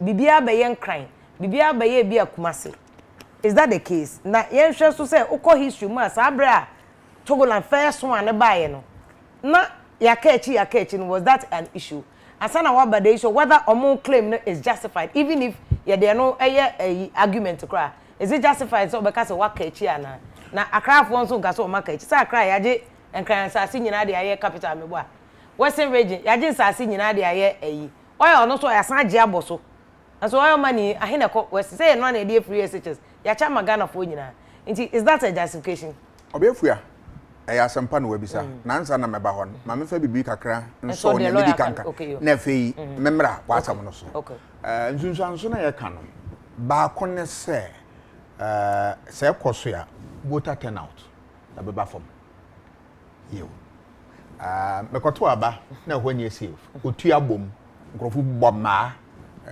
niema koso enye fa ada na se mekoto yo na already no wo hwe whole central 2012 voter turnout na 78.5%. 2016 about 63. Acho tobo. Whole central. Voter turnout 2012 78.5%. Year code 2016 about 63. Eswati. But then na 2016. Bibi anko so ye. Na eno no ebituma ye say na ye apathy protest. Yeah, Matia no so.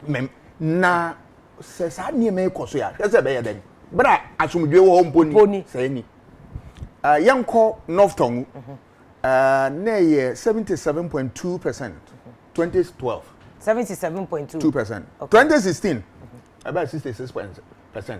66% aba ato yanko Southton 2012 na ye 77.3%. Yanko 2016 na 64%. Yanko Asujaman 2012 na 80%. 80.2%. 2016 68%. And not sure say say koso ya NDC a one stronghold will be lose power.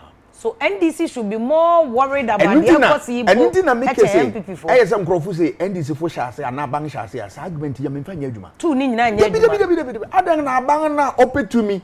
What did to me be judge and say security bangbo wo boy e ho banga na what the be judge no na obege se me sanga says abangbo aban bia ni obeye enya no kware mi se won hu enya no kware FNDC e ho ni won koko bebere wonya aba wo ho hwe already no voter apathy ereha won ndi sa adi na sankrofo ankoto aba won na wo be luso mo okay ndi enya won enya ndi se fo e ya asem na aba okay what about MPP because a voter turnout no e ko form a you MPP they no say maka kire if 1992 to 2016 no we move from 4% to 17% one performance okay wo ro soro so we NDC performance we Ashanti region and also conform NDC average we Ashanti region here 27%. NDC rather. Yes. I was Ashanti region. Ecoform. Between 2012 and 2016. Yes. You might warning Ecoform. One average we Ashanti region 27%. 27%. Until unzo wakachiro say Ashanti they are going for 1 million vote and ya they wubenya. If it's a one holding treasure, wubenya 774,000. Dr. Bo, they say we are going into the real politics and the political numbers. It NDC 1 million almost Ashanti region benya munya. Anya no kreso Nenti anya no kwaro na say oh Ashanti region don't vote for NDC no kware Ashanti region na what wa ba ho no dodo na to MPP na NDC anwodin e wona enclaves asanwa say any nyakeka enclaves within so what else so wo hwe MPP young analysis say wo hwe MPP performance a wo register anya men nyina fi wonzam asanwa say so mo je woni abre so what I say now one holding a wo nyina aye a little over 27 point something %. MPP ana NDC 1992 basic 2016 inti obeye dem wo a parliament inti omo NDC enyini wa Ashanti region wo benyi nkura nso wa holding so so that say na wo say MPP obetumenya be 50% wo voter reading enya no kware nso asana tenen inti mere chere pacho say NDC ka say for instance o KJT a o ma beye KJT NDC na ye KJT a Kumasi airport expansion o mo ye sa na ma entumi ma NDC vote oh record ni wo beye biribiara me se me ameto aban me hwe ne awaye o meto ma aba I see it said the voter region ade ba ko wo voter region ne Ashanti region ne say messages enye effective a party tradition, identity. Your na who history. So what shall parties are being in a way, the India what to about baby or what no own history. Okay. You see. So we share what friend then Santi region. So PNDC Bidio Menson, we are near me Tia Santofo. Nanso say wunjuma wonfa wo bone nje won Victor Usuko ka inwo looking asam obua wonfa no nje ne and ne party of him it is an man a play out na ni achi no nso wo hwe won yama kakra bi but one party identification young the party ni edi achi owumo inkwemo ene ane about issues issues can we make just say issue the doc say argument ni you correct ade na o say MPP vote e cost of voter region. What is amounting to a move vote on Castro because identity the other MPP near ten say one say research chira say niama water to aba baako ye the economy say economic performance one kasa na wo ka say voter region any region messages na more about identity identity wo ho but enye no nkwa okay kai say enye makonkwa na wo de ye nkwa maba mo ye nkwan a mo de niam nyina afra enye makonkwa nti eno wo ho na economy ene number 1 wo share enipa bi age atum se voter region se se MPP abanwo so na o ye loro kwan o ye niam wo ha ada na memfa metumi man za nipa no wo ho ebirum nso ehu se niam e bi a wo keka fa MPP ho no prejudice kasa bi a nipa bi abo won abo ntirim no waka wo hwe niam anya no kwara wo so won party kura de ya kan fo nkwan nti wo hu won so ya wo ya igbefu wo ma na mo sama kan anya no kwara nti niam bebre afi asasakra nti because of angunafo na wo MPP mo na wo mo niam bebre wo ko Asante region a nipa bi wo ho obaka jos mani nya ndi zo but wo hu nipa bi wo so ndi zo abankura wo hu Asante fo wo anunti enti wo ne yang na ekọ enti sa ne ma no na emma sa ne ma sakra na mom one day ne megina ye party identification ogina party no echi owumo nkwam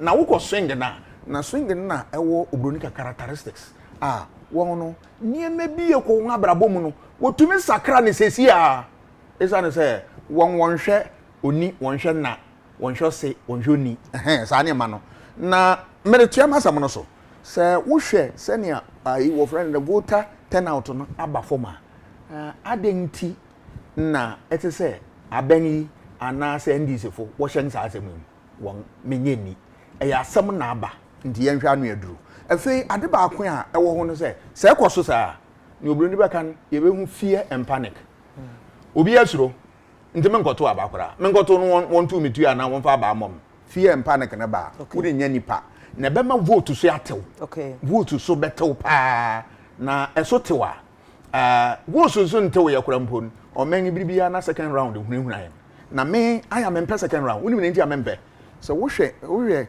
nhwehwe mu kire se second round na dodo na no ye ngo men si yere kwa ni sika na ye ngato nsafre donors wo mabuaye na professor Jimabu edi akiro o kiro article bi ye mede o say the cost of doing nothing say wo twen say da bia no atua printing no afre nkrofo wo mabuawo na da wo nga ma you are in constitutional crisis uso yako second round momena mabua misika na memfanya election second round o say sika ni wo obeden constitutional crisis asamaba na mempese sa na eme ekoso isa ne say bibia me press one touch ni yako na yenga nkohwehwe sika bi ansa mepiem na fe nsem bebre amam eba senso ya ni nsusu anso ye propaganda atoro wode benanto montenso ye case aben no yes sa na eme isa ne say on pese abusuaku asam yenso ye case sa nkrofu yi wochi yenga ni mukura nti no ye say yen stronghold no nwatwa ojatum sa na ema ne beba eno se eba sa hawa bato denti eba hawa ba emma ne oto aba no ontumi nyansa ma obedwen hu no wagina so de ato aba na atoro no kware se ba be da bonten ndi ohun ne ofa menko ata anasa ata ayedin na adwena ye ne ntanta wonto aba sa afi ne atua so bio ne se eba sa nkrofo be play ethnic card na omemu ha ethnicity ye adwuma wo memu ha papa ne nkrofo nim nen hwehwemu kire se we messages 14 ethnicity number 6 you na your politicians na ye saaden wo ye woden wo de betu abonten oron kan kiro wo ha na text message be gu phone so o so oyirimu wini a wo be deportom o so oyirimu wini a wo be se munyuma aya se mu hu sansam no party fu na ye eni mu ngachi tafo no wo ye na wo de titiw ye mu e se ethnic card no ye wo bibi a wo frɛ na son of the soil factor o se meto abama mikro ni menan ade wo fie a oye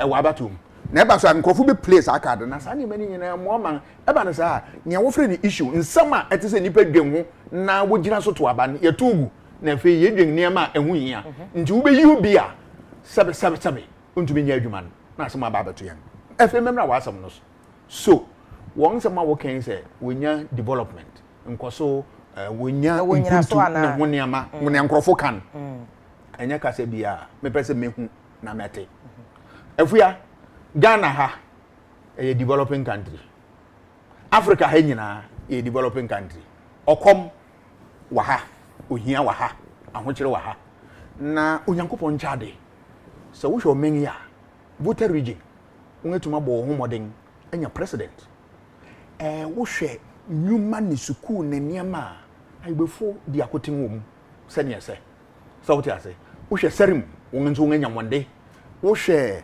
sentimentum akanmen na ho niama ni aka nyina ntin kakra na omen baabi ani wa wo se akosoro pa ayeye enu nti obi de be hye ne manase se wa ha yeye sen ha ya bia ya ka central region ayimfimfiri mantama ya ka na ye di yaw se okom ni ohia ani ohia buruburo wo ho nti awo baabi a nti sese wo kese wo gina saade no so ya o ene na watu opetetio enkose hwe Afia nipa bi wo Southern Ghana ha ne wode wonsa ne ebe ya wonsa bako ngano South ase nti enu no gina so ya enyeye na afi nso obiara wo ye se wo retu aban agu anase worema aban wo ye niema bi ama aban na ye basa no enya adwene pa ye nyije so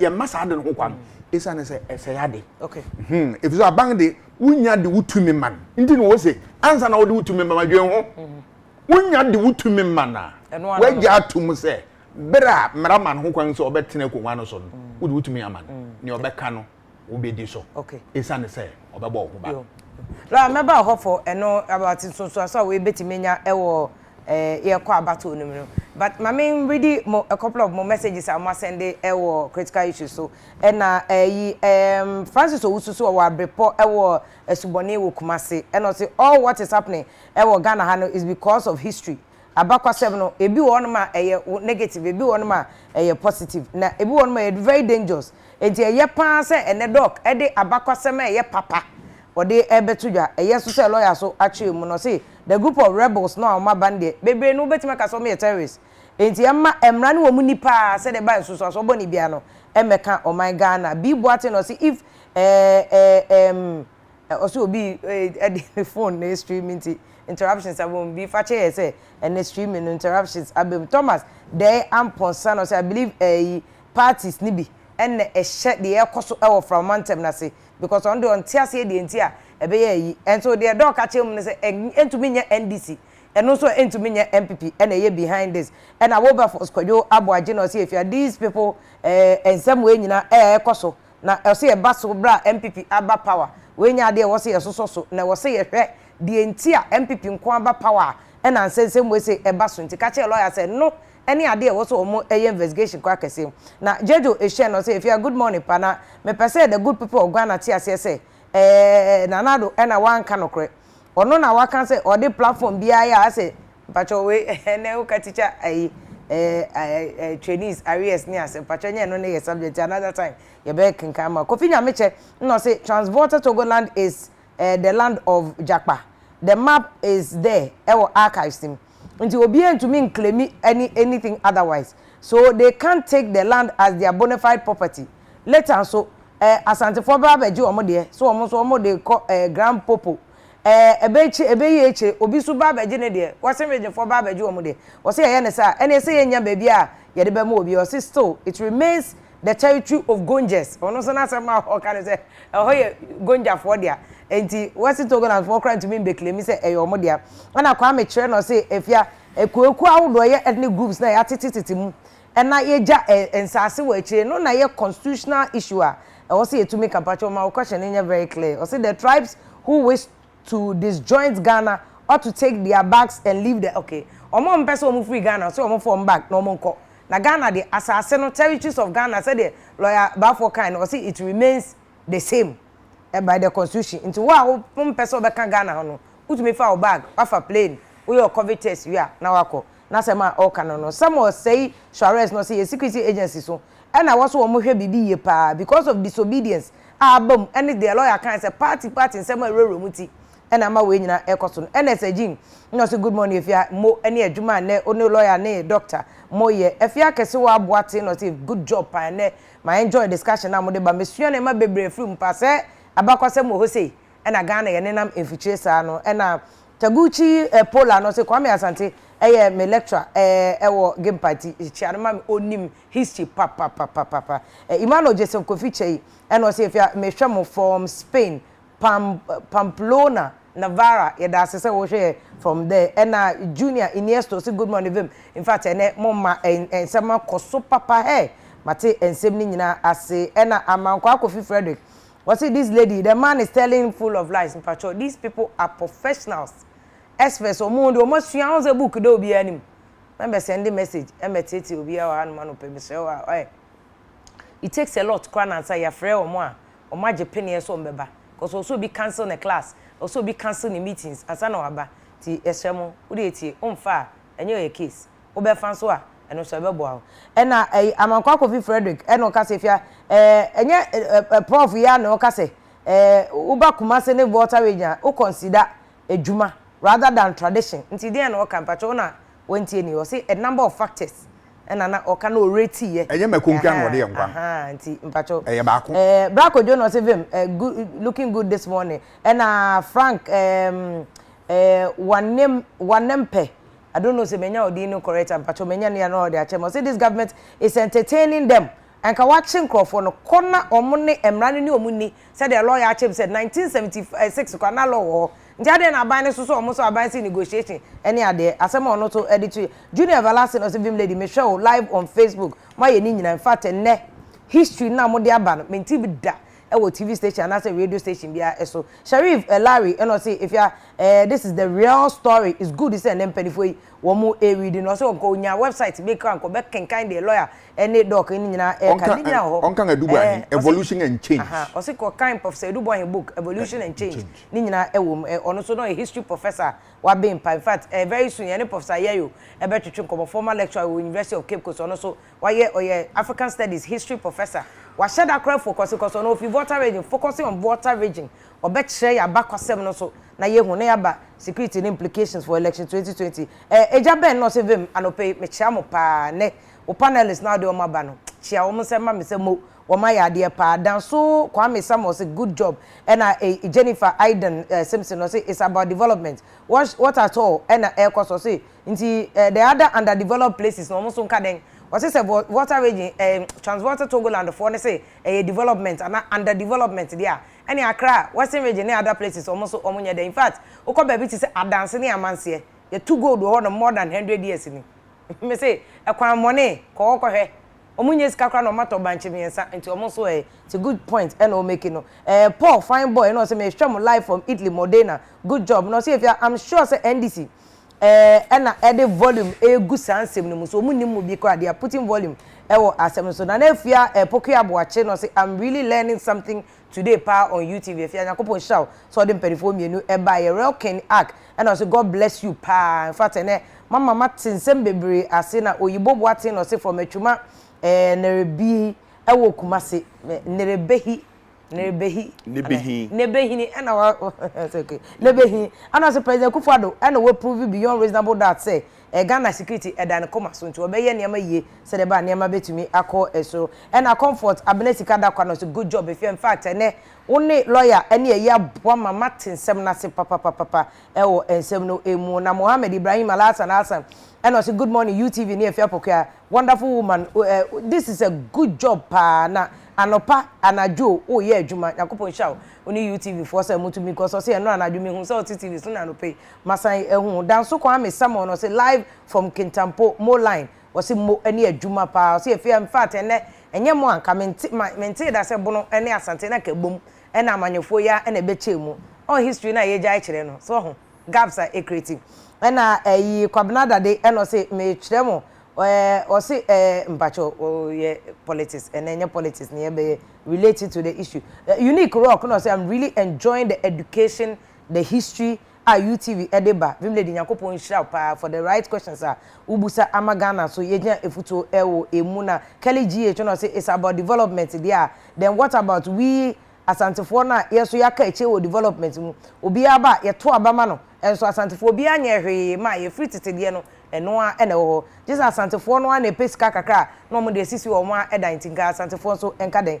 Kelly GH ene the question we say eba pacho minya eyi time making kind de aka ni nyina so e de ama meka obi say o share live e wo UTV critical issues ena no pay ye de ebre mo hwe Western Togoland de akwa ko bie nsem bebre ni Ghana bakosem bambo ethnicity regionalism ye kwa batom security implications ya ye de ebam ye saka professor yeyo a ye de professor yeyo ebeba na ya to ensem no so am ya hwe ye den ene ye bedu sabre bado lawyer na me se mebusa question we say ye kwa abatom no mo na mo ye lawyer fo a mo ni mo electoral laws no mo ni bambo ho nsem ne ade nyina so ka because mo ne o ma na ye adwuma ye kwa abatom no nua doctor ache de na ojiri se wo se ye maybe in dealing with her assembly you betimi send the signal say Ghana nya say ye hwehwe ni mu ewo enforcement of the law mo na mo kan bibi say rule of law and especially under mampeni na nado abreso no maka say one of the key tenets ewo na ba mu any rule of law emra ebeye adwuma there na we kire yen any the security implication for to ye kwa abato ma obi ayem ehihye ni sabi de meme de akoye ese wo fascinating crew wa mia ye betwa ne nan and so mi anso a eye ne ya so me feel say security na bambo na esi hyemu kena na aban tu na so kata na so ema die nipa beka fi say hwe and anu me kote a ye say amanyoni bi say nipa be ye sa no omo kasa no ye kasa eye Togo fam fo ne kasa enti ogidi say eye Togo fo de ba be yesa so eno kire wo say niema nipa bi kika fa na ban person kasa half free ha no way whenever the government wants to you know take security seriously in that area no entisa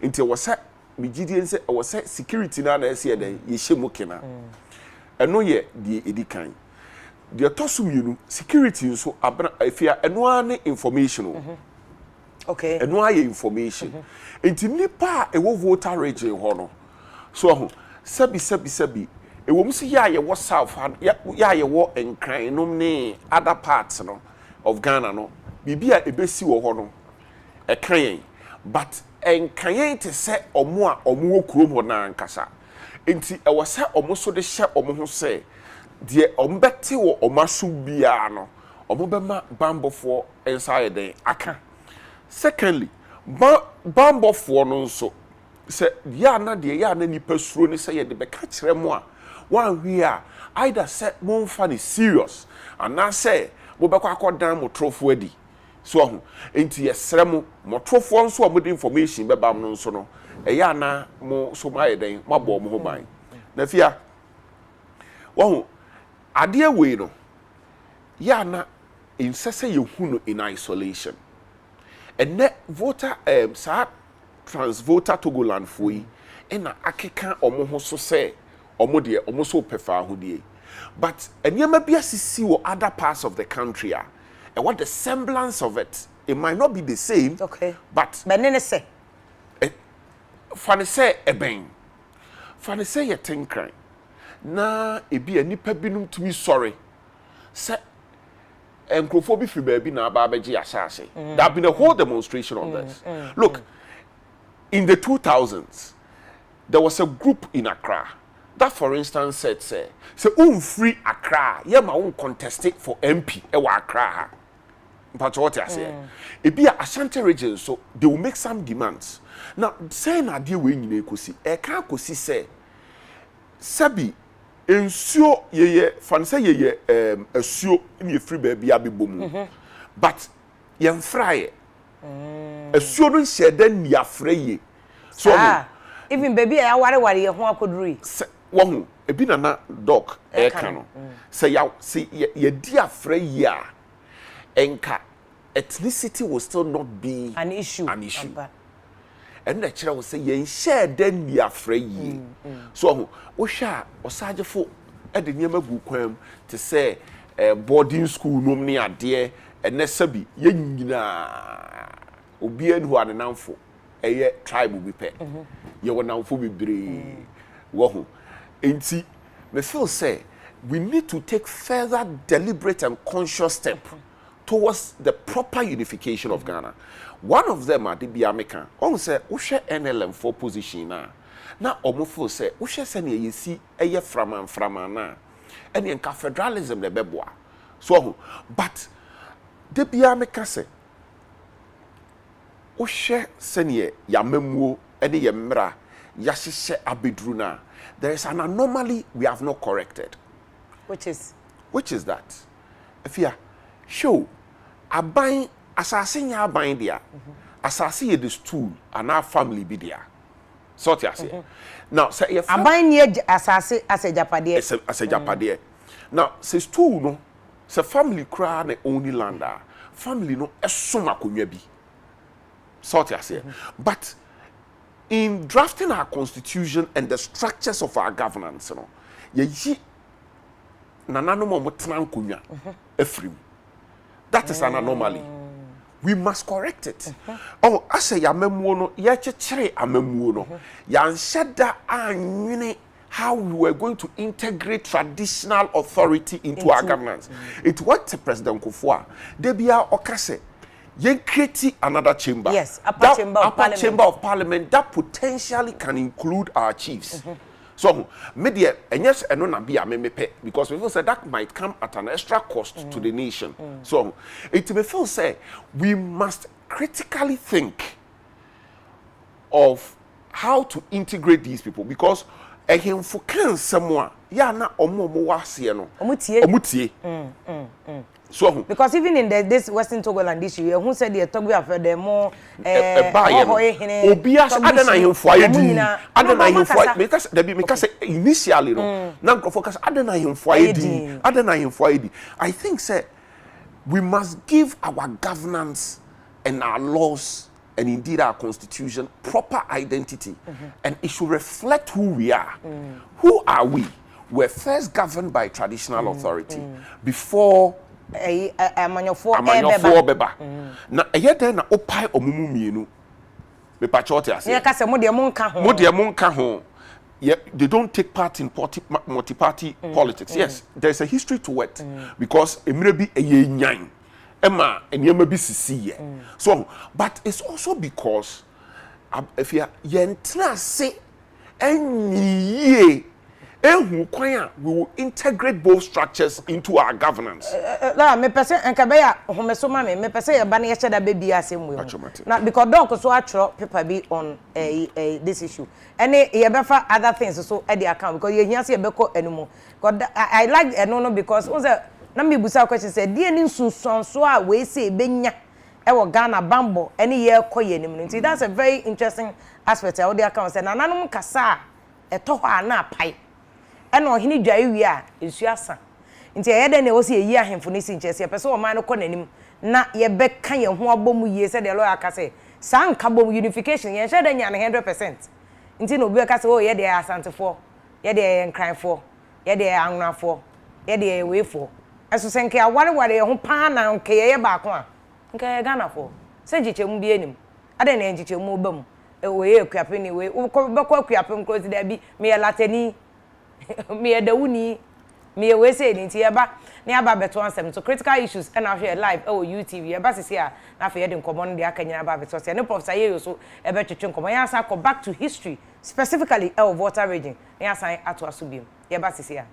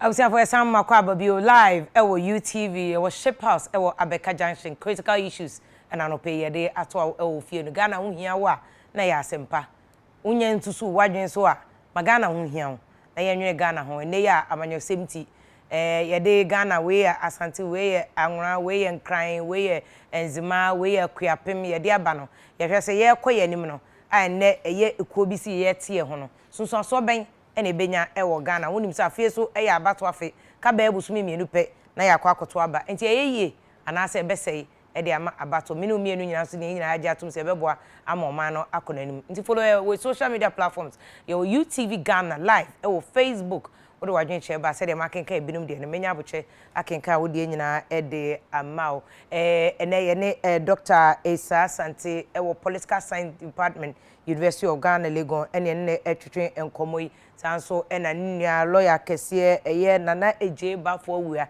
enso lawyer kese won kra hanum so no so ka ho ene ebo enkomo ne amayare se de omane ebeko ye nim na ye to enkomo so mame ebeko back to history ne ahwe ene nkofo obi a o send message bi aka se abakwasem na ye che no eye good nti ye san ko back na ahwe biu ebe ye den na ye se oh voter region to NDC Ashanti region to MPP we if baby and a BPO. Do we really have ethnic groups? But before that, Dr. Abnentry, say or share na a good job and an opay and lawyer also or chair mo any edumakesi also wo ye dia some Ghana mind lawyer unyaba Abnentry and no oba tampa Rabna Ghana Cylinder Manufacturing Company womu CEO and I was sending message was saying there is no coup d'etat attempt in there was no coup d'etat attempt under President Kufuor womu was so but obi entumi anya se bia o attempt say obetu o mampani Kufuor sabra na otia konya so during President Rawlings time there were series of attempts so the Kufuor era was more security inclined into o kan no dey see the lawyer na o kan no eso say Francis Pokua time no omunim say the na akoso President Rawlings abreso obatampa Francis Esiam and our message we buy that's one fantastic supporter of critical issues. Yera ejewu no say if Ghana that did not exist at the time almost sign as a contract say Western Togoland ba Ghana one as a plebiscite time na ye ni Ghana and this ambassador said the Western Togoland for can only obi a contract or 5 years na enye Ghana was not a party to that contract so be to be ma meshe Ghana say oh my 50 years into 50 years now so yeah beje even assuming say 50 years close bia wo baby a na Mr. Jew eka into say bibie ni honom into edumi ma embeka enka obia we yera kosikedem enso ebeka asembia so say no ne opinion a de ato aso eno no nti mate say people like yera kosikedem so aye opinion on net nti Papa Woody o say yenchia lo abafo emano good history ene ode amano no nim da say laws bi wo honum sa 1976 dia ka say e champo she law nti Papa Woody ewo APC say o chia papa na esa adwuma kese na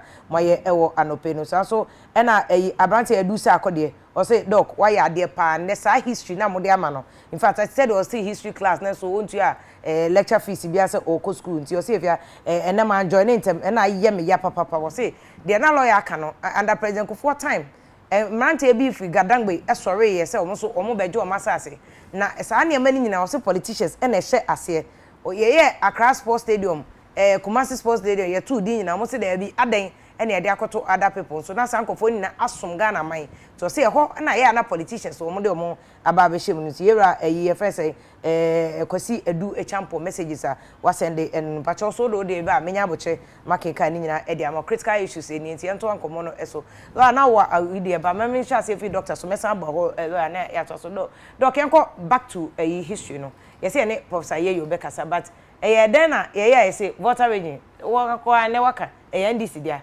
Ashanti region MPP dia ya sorry ya na ye be yes na say there's a history in fact den kwa na Ashanti region ba Ashanti region ana Asante be Asante frau be frau ye mfi baby ne ba for instance mate say pekifo say my reading history book be Professor Cluje Cho say pekifo ya akwamufo akwamu say omu nuanom ne domafo omu ye ba ko che sa abakosem no obi afua asempa na wakan nea ete wo men ha na ede sansemu bebre aye abakwasem a ye ngatu na jejem omen ya abakwasem enu nti wo ho a na nipa bi aka nsɛm bi akyerɛ nipa bi a ɛnyɛ no kware dodo na ya toro ɛnyɛ nsɛm a esisi so na yɛn ato abakasɛm akyerɛ na history yade a ɛho hia ɛkyerɛ wo baabi a wofi ɛne baabi a wabɛdui yɛwo yɛmu bibra yɛsua history na professor Adofanin wɔn na fin tasupa bi to yɛn anum ɛne professor Fennom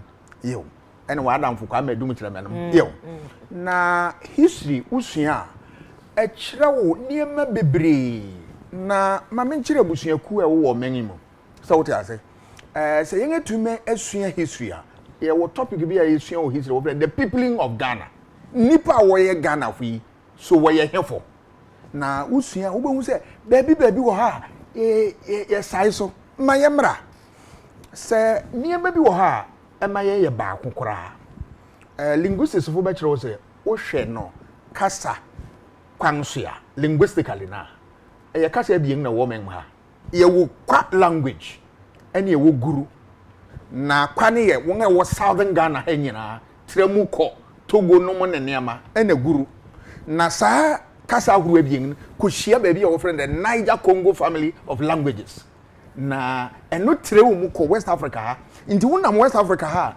wobɛhu sɛ kasa biara a woka wɔ wo kurom no wohwɛ nwaso a wobɛtie word baako bi a ɛsɛ wo kasa ɛkyerɛ sɛ yɛ nipa baako na da bia mepɛ sɛ ɛno ne ɛbɔ hɔ ne ehu sɛ yɛ nipa baako wode hwɛ migration route akuaku yi wɔ fi hefa wohwɛ akanfo a akanku na yɛwɔ mu no yɛwɔ santefo yɛwɔ akyemfo yɛwɔ fantefo yɛwɔ akwam yɛwɔ akuapem yɛwɔ sɛ ɛyɛ bebree na wɔn nyinaa no bɛtire so wɔn route ɛsɛ bonomanso yɛn nyinaa fi wɔ yɛ nipa baako yɛn sɛ wote ase ɛne yɛba bɛpue wɔ sante ebi bɛpue wɔ akyem ebi bɛpue wɔ akuapem ebi bɛpue adanse and a whole lot yɛn fɛ no ntoɔ nti wobɛhu sɛ akanfo wɔyɛ abusua baako na wohwɛ baabi a wofi ba ofi present day world Mali so wote ade Ghana Empire Ghana Empire ɛwɔ na na ɛwɔ you afei hwɛ Gonja wofi baabi wɔfrɛ Mande ɛno nso yɛ Ghana Empire hɔ so wote ase ɛne yɛba wobɛdu ha na baabi a wɔbɛtran no wɔbɛto wɔn a yɛ natives a wɔn nso wɔ hɔ so wote ase wo so wɔyɛ guangs na wohwɛ guang a abakɔsɛm kyerɛ sɛ guang ne abusuaku a na wɔwɔ mɛn mu akan ɛno nti na wohwɛ mɛn mu ha groups na wɔ hɔ ne nyinaa no wɔ baabi obi awɔ yɛka akanfo a wɔwɔ eastern asante central western ɛne brahaf akanfo manyini sɛ wote ase sɛ wopɛ sɛ wohwɛ guang wɔ baabi a yɛwɔ guang a wɔwɔ soro hɔ north Nawiri Gonja for a guang Nawiri we guang ɛne wɔn a ɛkeka ho bra central region woba bɛtu guang wobɛtu efutu wobɛtu ewutu wobɛtu senya ɛne saa nneɛma sɛ akuaku ni nyinaa wɔyɛ guang ɛfɛ bra eastern region mea me hɔ akuapem ayade bi nkrofo sɛ akuapemfo wɔyɛ akuapemfo wɔn a yɛ akanfo yɛ kakraa bi wɔn aka nyina yɛ guang yo akanfo a ɛwɔ mu ni ekropɔn amanokurom aburi atweasin ahwerase asa yaka nyina wɔyɛ guang mangnen nti wɔwɔ late wɔwɔ abiriw dew ekugua a wɔfrɛ okramanunum wɔn nyinara yɛ guangfo wɔn nuanom na ɛwɔ enum yes enum professor Twinda nsonom yew wɔyɛ enum wɔn nuanom ne dambotwe nom nyina yew wɔn anen wɔtrɛ nsu no wɔkɔ hɔ na nti omo kasa krache 40 ase we for to me obi afua me a me wo hɔ yi me papa owo me ne mama fia biro enu nti mete okre nti ba bi eguan kasa bi a hɔ no da na me ne madamfo bi oyɛ nawuri ni na orekasa no se oche ne twa masom oreka obia yo me kɔ krache nkwanta na wo frɛ ne group bi wo frɛ atwade no wo ka o se akrene aha yi wa akokɔ mate nti guankasa na sɛ wotra wonya du kejebi jase kan ko si kratin kwanza wobɛhyia guan groups wobɛhyia atwede wobɛhwɛ ntrobo wobɛhwɛ adele ntwumuru den wotra otina na wokɔ wobɛtu guan groups wɔ hɔ yo yɛmra nkran ha yɛwɔ gas yɛwɔ nkranfo bi a wɔwɔ osualata wo frɛ won ayi wo frɛ osu asante yes yo wo tresi won ayi wo frɛ no won root su asante nti nkranfo no mo ya asantefo enye nkranfo nyina ye wo saa nkrofo na osu asante wo won root we asante osu kinkan we osu alata no efe kwa adan COC mante kire obuku bi adan wo 3 groups wo kabiawe tepegbiawe molobiawe na one of the group tresi ni root to accounts one tresi to others so what na mekan hiu wo hwe saa yenga diafra nti ayam bisa mo say adenti na yemu papa nti ye den na politicians be wura yemu omo ye say obi adani a ompe akani asem obi akani a ompe yase ompe politics na this na me bai yedi kan kire wo say na omen ansa na benya fa ahudi independence na omen ma cheche ahoro anam northern territories serim aku ni nyina ene wo esante Asante. Aya bono ni asante aya kan bom. Ene wo the Gold Coast colony. Ne wo transvoter Togoland. Na ye ni bura hafo. Na what to about 1951, 54, 56. Na especially 51, 54. Na CPP entumi wura asante. Na wontumi wura ho. Enu nti Kwame Nkrumah promise wo. Se munyina ho na CPP. Munyina ho na moto aba mayenga.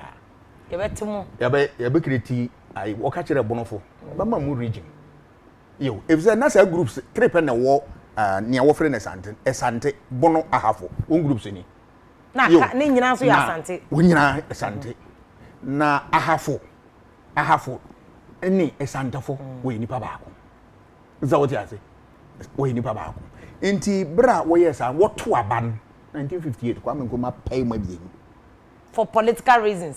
Said the way when you call a room keke. O create brown half. O create asante. And no na politics you can divide and rule. What create region. But near maybe a woody can kekan into what they sadden or tanya beto what they sadden naba. Into how won't say nipa ni bi ni nya won fa woody no. Also oh say ya bono man nti ye nche sante asibio. Nti how won't say wonju biriba. Chubo domo no ne niema kasa biriba. Nipa matetewo saa nipa mu ntetewo no nso ebi ye colonial rule what the boundary beto ye ntem no nipa bi wo ha wo se bra obroni ma ha ye na nye state na eye nations nya political clans ye kan nations eye busuaku nti wo bo se ayibefo wo voter region wo Togo na wo Ghana no wo Togo na wo Benin wo ho no what the border ne betwa mu no efe wo nipa bi aka apun nechi uko serima na brungo wonipa madam for lawyer bi da bi of exante me wo border nechi minimum kokko minimum abusuafo iyo fe me call bra president Kufuor ye president na me reporter wo ayi parliament office of the president okay na ye call Abidjan na me nso gbagbo ni security fon wuti wundin aga na din buafo na me frɛ me se krache bra we din ye den na wo ye o sa anye na me kai say ngonwe yes won abusianfo ye Ghana fo you border na ache wo mu nti sa ne me nti who say lawyer make a point be earlier about say yem share down fry dodo na ne me ma fra bi ni history okay what kire ye history ni ehun say ye nipa ba ko if you say ye I want people with a common history. Okay. Nema yen common history, the political history of Ghana. And no na kan yen nyina bom. Apart from that, in group bi a wone ethnic history. But the political history no, and na kan bom. So we have been here. We have primary school syllabus we introduce history. Aya sempa. Wo kire we syllabus no ma. Worema obiara ehun the history of Ghana. Me aya sempa. Yo. If adi yen mpapa mu aba ne say politicians wachiche yemu ya propaganda na wonga chiche yemu na wonga vote ma example oba kai 1992 ho no kasa bi bai o se santifu se weje won ma no o se sa kasa o santini bi no o santini bi enu o kan sa kasa o beti wo ebi a o santini baako beenu ano enye o santemang na eka eyobi na o kan adwene se wote ase na eba na sa ni onipa akode yes adan when say ebusiaku na o akan ebusiaku no esantefo kan achom fante wonyina nti wuke se santefo so omen ye wonde a What I can group na kan nyina bobefu eh santefo sa na mo kan ni no menye mo de ene baby am won ye opposite they just propaganda sa de no course we kai president Kufuor time there was a whole television advert what remember for no in the year 2000 what remember the year 2000 kase bi ba there was a whole television advert no remember the year 2000 kase bi ba bonten say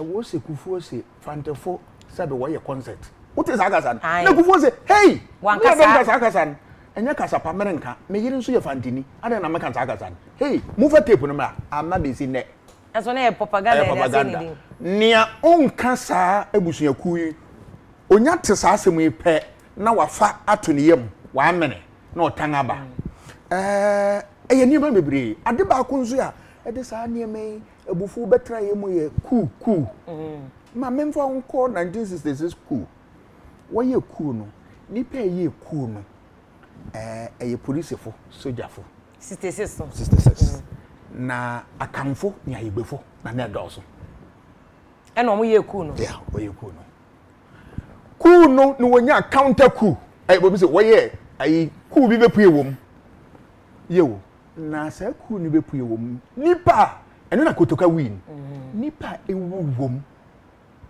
ayegbefo ehon wo se na ma ye ku na fe ku beba ayegbefo na ewu akamfo enwu otang ni fiase ba ko ni ku no mo no you say na ye ku etu kwa nkroma ai gbefo ni akamfo na kambo mo na ye ku tu kwa nkroma yo ena wo hon na ku bi bai wo mu 1967 na e bai no ena nipe win dai before tina be say yanga ye ku ya sacrifice na ye den na yanga ni yanga wu wo kum kotoka Ninja ho friend Kotoka International Airport na ehon wokum Kotoka tina say dey na das so what you say here you are you start to na nuachi you sandi ojagu so say ye rekoto aba ye be kire oyifia onkan ye ho esan say nti wo wie na say woto aba na wunya tumi wie a efe wo rekan ye ho aboma eye den papa ye na ade na politician just say vote 20 no mo yes vote any politics na essay ade efe ade ba ko enwo mu ne say ye di loyalty ye gina ho mo man no hwe wo kwa man anwo akwa anima sa de bi ye yo man na de no wo gina ho me kwa America na wo de yanko State Department wo de yanko baby America wo hwe say ye hwe say na democracy ye adwuma ye mfa nko ye nkrom na ye call ayi wo friend them Pennsylvania na ye kwa Republican won ahenkro ba akonen na me hu aba ba bi a owo ho na mi say mawura wo ye adwuma wo say me ye wa ha na party be na wo say me ye Democrat eye me nwe so ya be oye adwuma wo ai Republican office oye Democrat na bi sense adem o se me som me man me gina ho ma me man America enye party me party no wo me kuma no man no na da makuma so sa de ne mo sa de wuro no wo man mu haye efei soja aban be yes ane mai wo be hu se soja aban e bai no na efei ewudi bai wo kum nipa bi no wakum abusuaku bi no ngaja obirim mnasepo se wo hwe ewudi ekoso wo men ha wo soja ben ma mku akafo no pa yo because can president my yanko 19 won ka ba kunya ba yanko 1966 okay so what you say ekoso no kwa men kroma soja fu bi wo de oba ko friend boy Moses wo ne shekejim twe ne fa ngram wo men ha sa ne men na ebusuaku won fa bo ne nchew ti be show mu besi ne yo wo de nkrofo bi wo se nkroma de nkrofo egu afi ase yo everybody no so buy no wo yi sa nkrofo na nkroma de wo no so wo de nkrofo gum Protective Custody Act wo yi bi wo de bi gum eno ye robbing Peter to pay Paul sa kasa na no ye dan ade na fe won aba a champon no so buy wo be ye wo niema akufo nom na fe PNDC Pharisee PNDC den nipa wonyuma sei akamfo dodo yo eniti sa borna wo mem ndi ne ye mede na se president Kufuor say ne atwam intwam national reconciliation na wo kan Professor Kufuor Kumado ne article na o say forgive us our trespasses na ye de saa de ne bawie national reconciliation se bore wo ni pa bia mu emfi wo na ye ntwa so. The question is here we reconciliation commission dey franchise. No, but you see, franchise. Ade ba ko no me enu nyana na cover reconciliation commission. Me ne ye me de no. Hang on, mama answer. Lawyer point of. Me fa ka kem na lawyer. Me hye ne ma. Okay. Near reconciliation na it is abang ye no ye. Say. We are sure so oye. What remember? O menyi aye niam bi atia wo. Be kan wasam. Na ye hwe ne ye de ba fa. Nea ekosa wo ne say won recommendations and ho niam na won amanya adwuma de abang no ye na adwuma no fie konwa so. Won abai na tese wotua so na won ma asam no eye efa no kwan so pepepe. Isa ne say mu wasam uni obi wasam na wo kan asam ni wi a asam bi ani obi o ofiechi abofo no unya fiwi a wawie enu nti ye wie saden yenga wie na ma me nfa ne ma bi kakra bi nkan na lawyer amrem ade ba ko atia yen a e ma sa ne me nkrofo tumi de dada yen ufia e yokom e yohia ene abrabo ye den poverty enu nti so obi takufa tro kapre dama de che wonza no say cassette ebusuaku ye ne ma mfata bo ni ye ezane ze obi nya bibi adi yen kan hu so komo ye yawo but komo ye yawa umfa won say bi ngi di ene fei yen ade ba ko a yen aye papa wo menha na say yen nya yen adwene say o men ye pese ye ni ye se ye pese ye ni ya sa ne men wo hwe report to be lawyer for chero sociologists political science him for obiara think tanks wo kan somewhere ha wo men so yen atena say ye pese ye hwe na ye hwe na sa de ye bo ho ban ade ye me yawo ba ko ne say o men yi sika ma university fo sika se munye research mu thesis o ma thesis grant wo men sika me ye de research ye wi a business a bang bang no de be ye adwuma me wo African Studies library na me kan ade na me bisa librarian ne say me bibia kan wo ya na ho niema no ka yoro ho sam kire me as 1974 no be actually thesis a o kire say so many antnase amfa nangansi for ma bibi besi wodagbon na nhwe ya 1974 ya mfa anya asema pa ABC ma ye hwere ohempon na fe ni ekwa hwehwe sa ngoma so kwan no enyo kwamba yemfi so mame na say lawyer me na so yenko Afia o send them a message before kosika dem there yeah kosika dem o say there's no em say o misleading nipa enye no correct Ghana Plebiscite na ede we no ebe kan Ghana ho no Plebiscite no ye to wie ye no ansa na Ghana ye nya fa ahodie I didn't also bodium mama prof aba amanas mesa about be prof yeyo was saying yeyo no a former lecturer at University of Cape Coast wo enkra wo Gwe anase Cape Coast na say oh yeah research because of retirement prof so prof good morning. Good morning. Prof, how are you? Yes, I can hear you. Yes, I am still a lecturer at the University of Cape Coast. Oh, I thought you were on retirement. Okay, I got the wrong information. I thought you had retired. Yeah, once a teacher, always a teacher. Exactly. So thank you for joining us this morning, Prof. I know you've done a detailed work in the Volta region because of the research that you do. What can you tell us about the history of this Western Togoland? Has it always been there, or has Ghana always had this problem? And what is causing it? More importantly, what is causing this? Well, thank you very much for the opportunity, and I wish to say good morning to your listeners.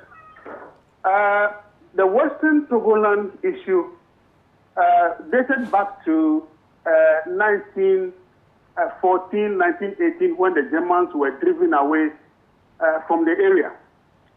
It's unfortunate I cannot speak Twi. My Twi is so bad, so permit me to use English language. It is okay, Prof. Good. The area occupied by the Germans was known as Ebedomen, or the northern area section up to Mampugu area. So the Germans began to occupy the whole of what today as Volta region. Not at all. In other words, not all the areas were colonized by the Germans. Not all the areas were colonized by the Germans. This point must be stressed Okay. The Germans didn't colonize the whole of the northern subgroup of Asia. Only a portion of that area was colonized by the Germans. In fact, the Anglo, Tong, Peki, which is a major ethnic group, Awudome, they were all not colonized by the Germans. They colonized Ho, Pando, Pokua, to Dagbon, and then Mapugu area. So that point must be made clear. Secondly, when the Germans colonized the area, they didn't divide their German Togoland into regions. They divided it into districts. So Ho, Pando, Pokua, all the way up to the north was part of what they call the district of Missawe. District of Missawe, the headquarters, now in the Republic of Togo. The name Western Togoland, I don't want to subscribe to that particular name. Okay. There is nothing known as Western Togoland that will extend all the way to Anglo, Tong, Peki. It's completely wrong.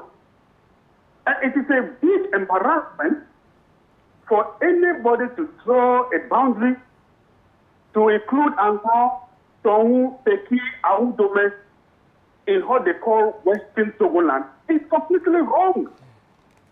And it's an embarrassment to those of us who are able from the area. Because Anglo, Tong, Peki, where Honorable Ablakwa comes from, that area was never colonized by the Germans, even though these people were occupied, the area was occupied by the Avens. It was never colonized by the Germans. So you cannot draw any map today to include these people and call them Western Togoland. That is the first point I want to make. Okay, so Prof, what then is causing this? Because in this history, before you even came on, your brother, Dr. Isaiah Sante, had already explained it. So, and I've heard a lot of historians explain this too. So what is causing this? Because if there is no fundamental basis, then why does this group keep coming up? What do you think is behind it? The reason is simple. What happened was that the area occupied by the northern areas from Ho to Pokua, Pando, up to the north, was partitioned between the British and the Germans in 1890. In 1890, the area was divided between the British and the Germans. Although the British were the first to occupy the area in 1850. In 1850, the British actually bought the area from the Danes. The Danes sold the area to the British. But in 1884, the Germans arrived east of Aplawu and wanted to occupy the area by force because of the position of Pando as a big market center.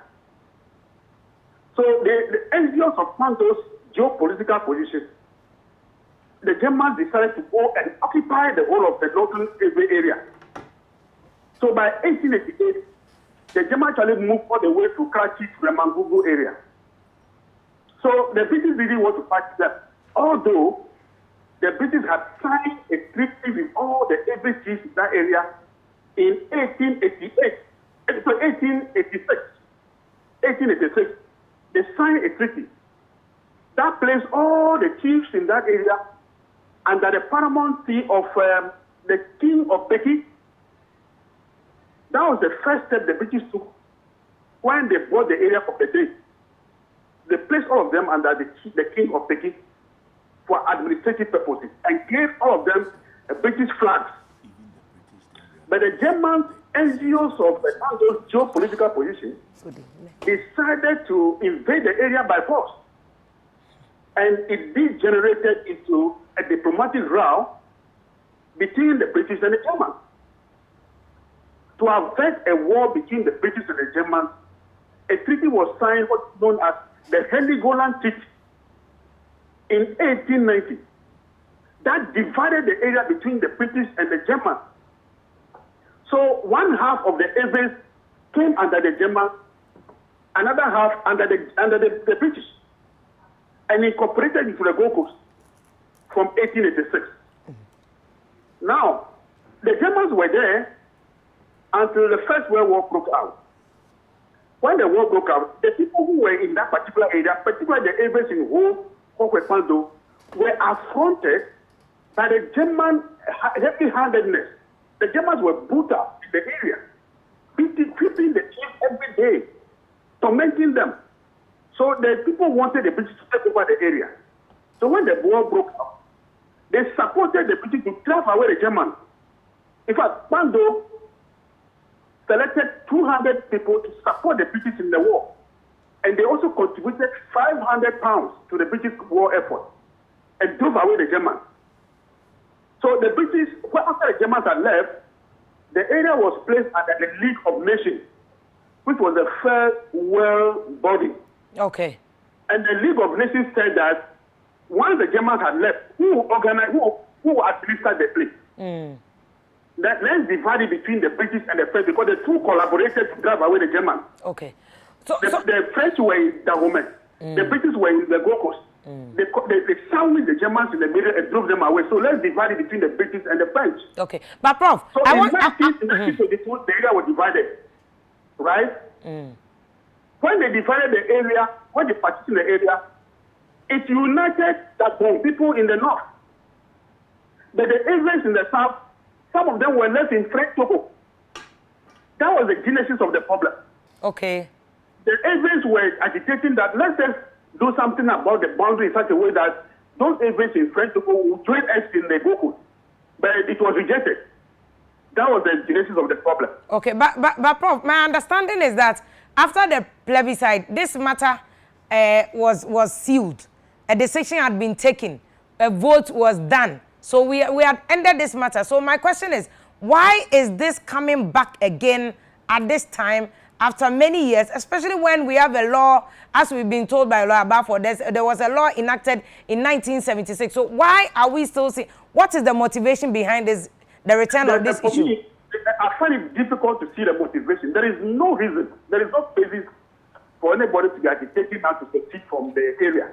Because the measure between the Togoland and the Pokua started from 1923. Okay. Not 1956. 1923. 1923. The British passed the first ordinance in 1924 that integrated the area into the eastern province of the Pokua. And Ofori Atta became the first commissioner to tour the area. Oh, okay. In 1923. And they became members of the Joint Provisional Council of Chiefs at Dodowa. They became members. Their paramount chiefs were there. In Dodowa? In Dodowa. So before the plebiscite in 1956, the area had been administered as part of the Gold Coast for a quarter of a century. Oh, okay. So what is the point? So that's why you are the researcher, Prof, and I know you've done extensive work in the Volta region. What can you hazard as the reason? I've heard people use the definition of underdevelopment. Oh, they've been deprived and all that. What is the reason for this? See, it is nebulous. You cannot just point out exactly what is the motivation, particularly when they have extended the boundary to include Tongu and Peki and Angolo. It becomes difficult to see exactly what their problem is.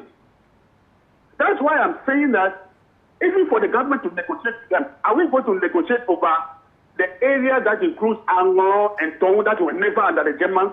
Okay. Or we are going to negotiate over the German area alone? Okay. What exactly are we going to negotiate over? It's nebulous. So if they really want any negotiation, they should redefine the boundaries of what they term Western Togoland. Then we can really know what the problem is. But it goes beyond the boundaries of Western Togoland. So I really cannot see what exactly they are driving at. Okay. So, Prof, your definition, this negotiation issue is not the best. If government decides to negotiate, that will not be the best formula or method. Is there a basis for that? Because according to Lawyer Bafo, this is a criminal offense already. So how can government negotiate with them? Well, if you are to draw from from history, lessons from history, after the plebiscite, the people there decided, some of them decided that, well, we have lost the plebiscite, so we are going to be part of the Gold Coast. But what we needed was that if we will be part of the Gold Coast, create a separate region for Karachi, Pando, and Hokwe. They should be in one separate region. Don't lump us together with the Gold Coast area. In fact, the agitation initially was not against the Gold Coast. It was against the areas in the Togoland and the Gold Coast area. They didn't want the areas in the Gold Coast area to join them in a region. The argument was that the areas in the Gold Coast area, Anglo, Peki, Awu, Dometong, were more educated and were occupying all the governmental positions in Togoland. That's what they didn't want. So they wanted a separate region for the area. But the CPP, the Togoland branch of the CPP, frustrated them, didn't allow them to have that demand, approved. That was why they boycotted the election in the independence election celebration. But the point is that we have been part of Ghana from 1923. The budget of the area has withdrawn from Ghana. So to say that we are going to secede from Ghana will be a retrograde step. In any case, can the people from Ho alone decide to leave Ghana when they have not consulted the other people up to Dagbon and Mampusi and the Akan areas of the Volta region? Have they consulted them? Have they agreed to leave? Can only the people in the whole area secede from Ghana? It is not possible. It is just not possible. Okay. So I think that I don't want to say negotiation or local negotiation, but if there should be a negotiation, they must redefine their demands properly. Okay.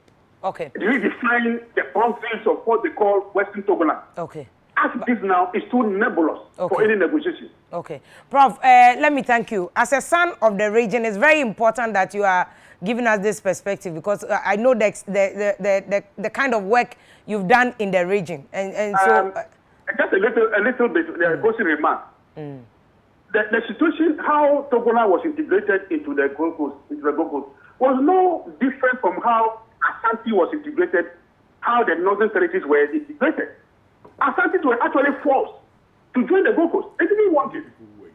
But the people used force. But Prof, repeat that again. I want to understand. Just a minute. Ashanti is going to say today that we want to leave Ghana unless there's a document that to spell out our responsibilities and benefits. Otherwise, we leave Ghana. Will Ashantis do that? If they do that, what to become of Ghana? Prof, how was Ashantis forced to be part of Gold Coast? Ashantis were forced to become part of the Gold Coast. In fact, Prempeh the First was exiled when he resisted colonization of Ashanti. He was forced to exile. Had to return from exile in 1923. Ashanti died in the Separatist Alliance when they were resisting Ashanti. You don't know about that? Ashanti were forced to join the Gold Coast, even the Northern Territory. They used a lot of diplomatic maneuvers to force the Northern Territory to join the Gold Coast. No part of Ghana willingly or in Africa willingly agreed to be part of the artificially created state. But we have to move on. Okay. If Ashantis get up there and say we want to be independent, even after getting close to independence, the NLM of Ashanti, they wanted federation. They didn't want a unity state. But they decide to move on. If they decide today that okay, we want to leave Ghana, there is no document ratifying the union. So we are leaving Ghana. What is the form of the country called Ghana? Okay. Okay. Prof. Anybody who loves the events in the Volta region truly should stop this secessionist movement. Prof, on that note, I'm so grateful. Thank you this morning. Thank you. I've promised to come to Cape Coast and look for you and visit you and have somebody say a mental intercourse with you on this topic.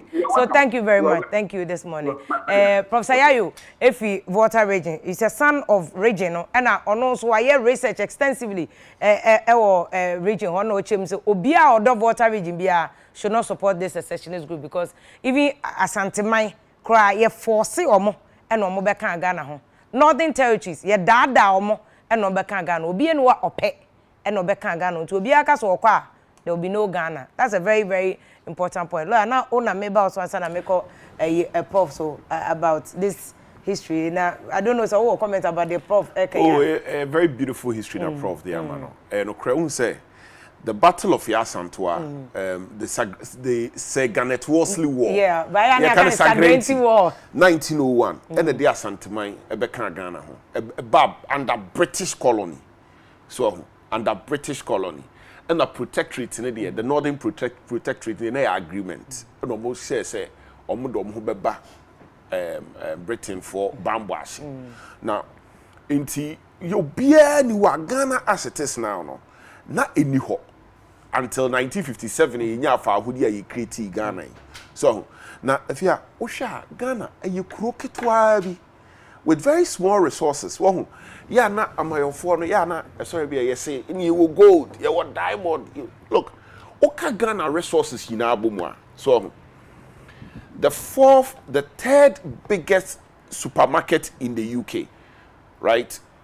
For Sainsbury's. Sainsbury's. Or more annual revenue.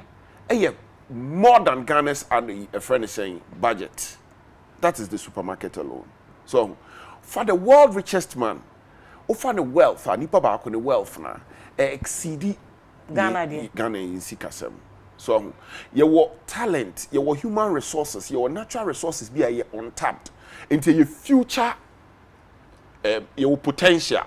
So, inti kakra na Yesu so mu dan no se be ya ebe so bia so na oman bia no so ubu a ewo mu se ba bia ye priority na mum o capital no asiesie so ya na edumum da wakoma so inti you wouldn't expect say na ye be siesie nkran no ye be kwa siesie sabi ebia other regions ye be siesie ho but ento capital no de so enti se wo hwe se na yesi ye capital no na se wote original kase bia na misumi nyawe a enti me fatuo me fasekan a ene oman yebu a enye den enyeye.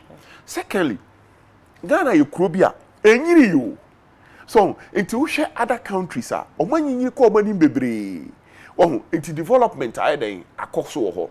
Thirdly, we have had a lot of military interventions.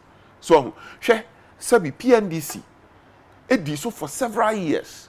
Now, we time a PNDC D and so, Emma, President Rollins are twice subiu, NDC.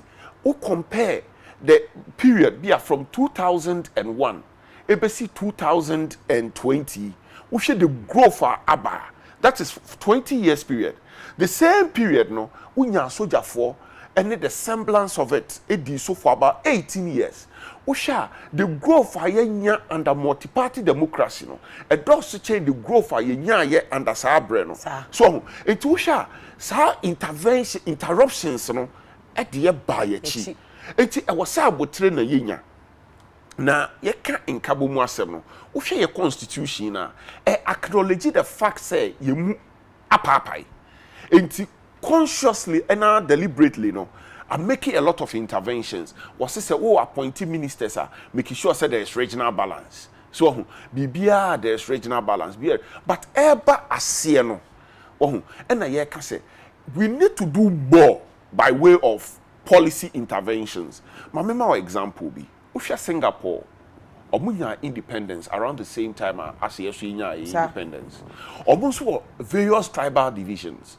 Now, we read the Lee Kuan Yew book now. Obeka Chero say he appreciated their divisions and made deliberate policy interventions to make sure say enkabumbe ebeba. Yes, we are the entity, sir. So, no, ya yebi, yegusu yebi. Ebia ne se prof atwi adwena koso say.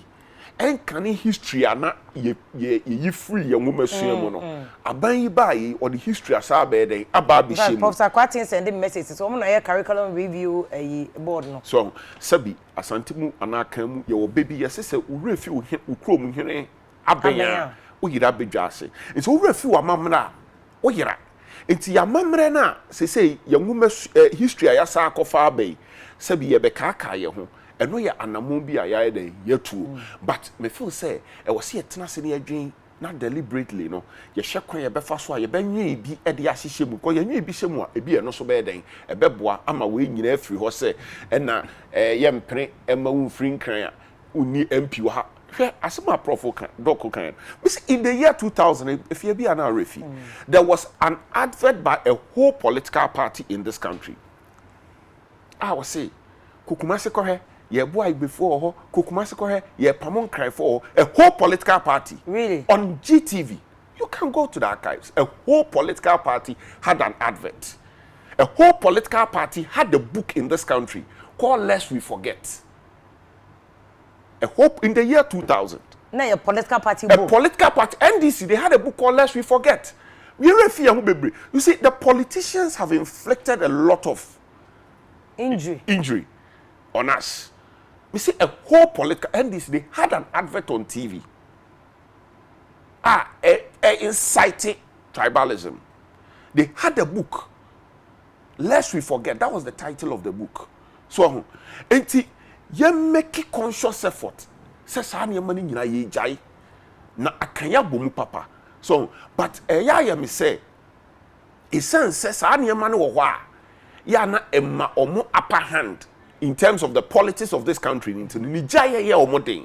Enti de bia me ka se hwafia COVID-19 a blessing in disguise. So when we say chobo in a jai, I must say in politics ni issue based. So I say it for the first time the launch of a manifesto in this country became such a big deal. It's true. For the first time, it has become such a big deal. I just say Obia share manifesto. Obia discussing manifesto. So the COVID-19 about and say your politics, you know, it can be elevated a little. So it yan share kwanya ye kosui. You be faswa, you be taking lessons from this because we have brought for now. Atroyen chembia bebiano, edisuye hunu biba, edinsesan ye biba. Emo munyan kanko enti yen we no yen so yen tena se ne hu ko ye befa so a ye benya sa asua hu no ene nsesan ye ni bi me patcho ate ase now the last time person me cancel said national reconciliation like you said no, was good but it was only symbolic.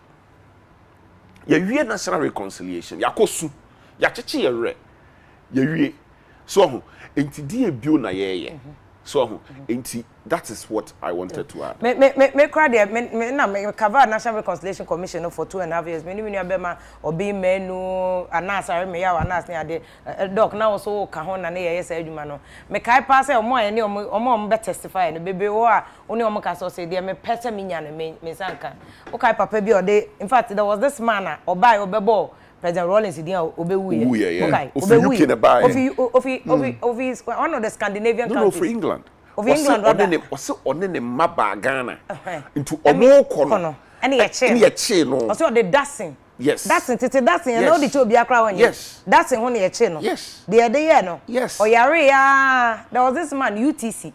Or the shirt by more than 20 years ye bonitu UTC. Ama ne shirt mu nyina emoja or the shirt ni sie. No kokai.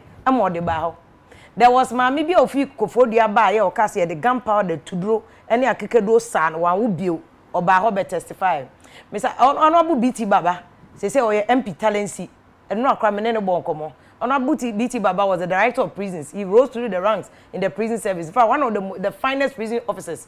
Ono abai there was this army officer from Michelle Camp 1BN no anya 1BN no a junior officer ono no de etuduro no sa maame no Reconciliation Commission de ne ba mo be pa ma manager say omu nim de na omo ye so to say the lawyer can no nkofo in fact koku ba kon kosi prat koku ba ko be testify about Chemedian about Chijan nia okoto no prison sebe ne ba mom ya pai mu e de yi candle ya so candle de ahyehye no o say dog kwesi uti ase so kai ni nyina me no na one national reconciliation no e nyina ko ba ye certificate so o ba kai very serious in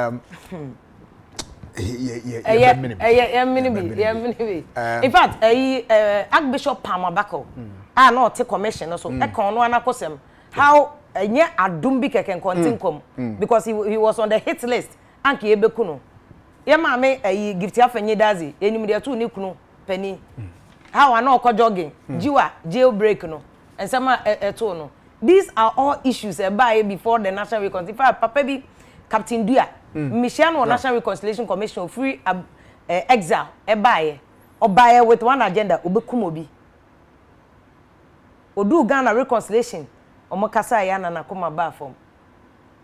nti nneɛma sisi wɔ Ghana sɛ de dɔɔko ka no wa maame fa final comment em sɛ da ko bia wɔ sɛ yɛsan betena ha na yɛma commissioners no ne ade ya sɛ justice Amoase che free mu but other commissioners na prof Atefa ɛwɔ hɔ justice Michelle no ka ho no ka Professor Henrietta Mensah Bonsu and Archbishop Palmabako NFA ohini bi wo north maybe refi ampa no so can not say and Mr. PJ TUC ono so ampa no can and Professor Dolphine ono so no can yo and you know na if we are near mechanics yeah final comment so wo hwe amanyosama omen bia be kosoa amanyosam a eye ebese ya amanyosama enye na mesre Ghana fo say yo mumma yentumirika ntu yensen moja beba yentumi ntwa say moja na wo ho a na eyi nipa bi say oh mesoja to ha menya ne amepe ubenya na afi untumi ntro memu ya na chirokonkran beka chire wo say wunya wiase ajapade nyina na wo hwere nkwa den no wanya yemen adwene nko na afi yen agi atom se democracy ye de be yadwuma yi mumma ye mo democracy dewuru nkyerɛkyerɛ de pɛwom efi se bribia yen asua manyosam no yen hawo na se ye wade bi ye wo frɛ no democracy ne yare bi wo frɛ democratic reversals democracy no resang na agia ye niema bi te se nia ekoso yi ye baako ye ketahyehyɛ pro ewudi se democracy no kura minya so mfa so nti ene menko kantete aso na mempese me no ye ko hon nenu den se democracy ne mfa so bi ne se mefi ohiem na nipa da so wo ohiem a ye nhwe se democracy etese mam ho kwan na mekasa boa mintume nka ye nhwe se democracy no nso etese men so meye mafamude na bibia nia metwen ne se aban no be mame na mo me mafamude de meja wato a ye hwe sasem ne yesu sansem no mu na yesu mu den na ye getum se omen ya na ewo ye ni omen bi aka ho na ye pese ye ni ya obe afua ye be ye minua bi oyo hene wotutu na wo frɛ no na akufu kwapɔ ngo ka se bi da wi ameka me de o se ye kese ye be ye asem tietia mawie Yolo final comment Afia de meka sia ne se se yenyai aban na ye bambo ho nsɛm no o making decisions hwɛ ɛna no ye se nkrofo bi so mpɛ so mo yeku na aban akɔkye wo mo hwɛ social media nipa bi a ye o mo se o mo de sabia nya ado kroma nya nsa nyina agu o mo tirim na omo twe aban asia akire na nsɛm information ba me hu se ade na aban na eka no eye no kre so enti sa aban ebu man ya to aba ayi aban e de tumi ene ye re nyina ahye no so omu man na omo ye ho ban a na o make decisions a ye nyai no na o make decisions no ene obeti obi se election ti na aban person odi nipa kogu voter region ye nyai sa aban feel say etwase edi nipa ko voter region mo mko bo ye nuanom ho ban no mo bo Ghana ho ban a ye nyai wo mo na ye nyai bibia na de asu ye tie ye namfom a ye tie de nipa se ye ka kire no ye nka kire no na omunya information intelligence awu de bitimi aboye ho ban na me de kan yeah that's very lawyer ne but just before you be kono Mr. Jewu no say a good program by all standards o say if you ene de enka match my you and Chelsea match wo kra enka mehwe metie program me moya de anope discussion mo de aba Mr. Mwato Oguta and o say if you good job pa nyakopon sharp of sayayo obi ofi professor kese o what chese o say by all standard prof abin and na dog edu don fe wo social policy department University of Ghana o say if you nyakopon in sharp of will say yayo pa good education and o dey must say prior to 9th May 1956 plebiscite na ever ahemfo no bebre ene gan ahemfo no bebre ewo dodowa also good information pa asem no nim good information on prof bi chire doc bi ade good nyina in fact yesua ne ma bebre ne nkofo obi a o send message bi aka se vim mesua ne ma bebre e free emu abrante o se via good morning pa kudos enkoma no panelists and say de mesua history no pe no me wanwa se sa de we nyina wo Ghana na ye wo sa nim difo we nyina wo Ghana enso e ba na to de bi na party for na kasenti no wahwe a critical issues ye sheda enye party semsa eje se ye kwa abato emu ana ye de o mbefra mu kakra just so that obi abeka Afia asaye asabia asaye miame godmother kese ba ko o se Afia solid program in fact kachelo abafo any doc esa asante se enne de metuche de mu odin de amomo adwuma kese o maye Abdu Subaru no se vim anopedie yakopon champa na adwuma moye na doc oya de pa obi kra se no ka se doc MPP na mo de obi aba na mo ma no afa na na wo kan wanu asem de wasua na wo kire mu Afia mame ka se me ne ntwa sa asam na wo omo hadwi o de biara wo ka sa obi so wo ye party se wo ye hwe wo ye a subject officer mpeng bebre no unyina mfimfini yo say what is a democracy e kuruwa yi na wo se e bag ya miri nyina wafa baba be gina nti bibi obi onim subject bi no onta nyina mfimfini wo rehwe miwura lawyer wo he say wo di asama owo ba bi ogina yo nti won a ya wota gire mfimfini ye sebe oni asemo no ho nim de nti say democracy e bag na e kuruwa say bag ni kuruwa de nipa na use no gina mfimfini on person offended the two memma kama zimpeni menobia peroso eti yedi ewie no na obi message Charles we no see Afia I've really learnt a lot of history enne sanka wan fam penifo ya ma nkene wa haye pa yakopon shamo o say Doreen o chia na yire Doreen wo ha cho na NS amo asitechi no say government should deal with them pa ene history na wo sua no wo hu say mra kra wo 1976 ye deal with them bra no redeem no say Afia na western force beba say ye je oil asase ye je cocoa asase ye je gold asase into development as excuse no enye adwuma ewo kwan bia so to omo ka no omo fa ento enchen kra sanso na Anthony Osevem ene de ma bo adwuma papa in fact Dr. Niamu ewo Australia actually a whole article doc eche mefro na ye de eno so ato perspective blessed Tony law so okukwentumi o se ene kukwentumi fo nyina are logged in eno ana omo ATM but belated happy birthday nkoma Ivy Amastone free ewo Amsterdam no ebusuafo nyina se omo sre so trade ampo nyakopon show so no ma nkwatente na nkoso a na ekoso message o se da se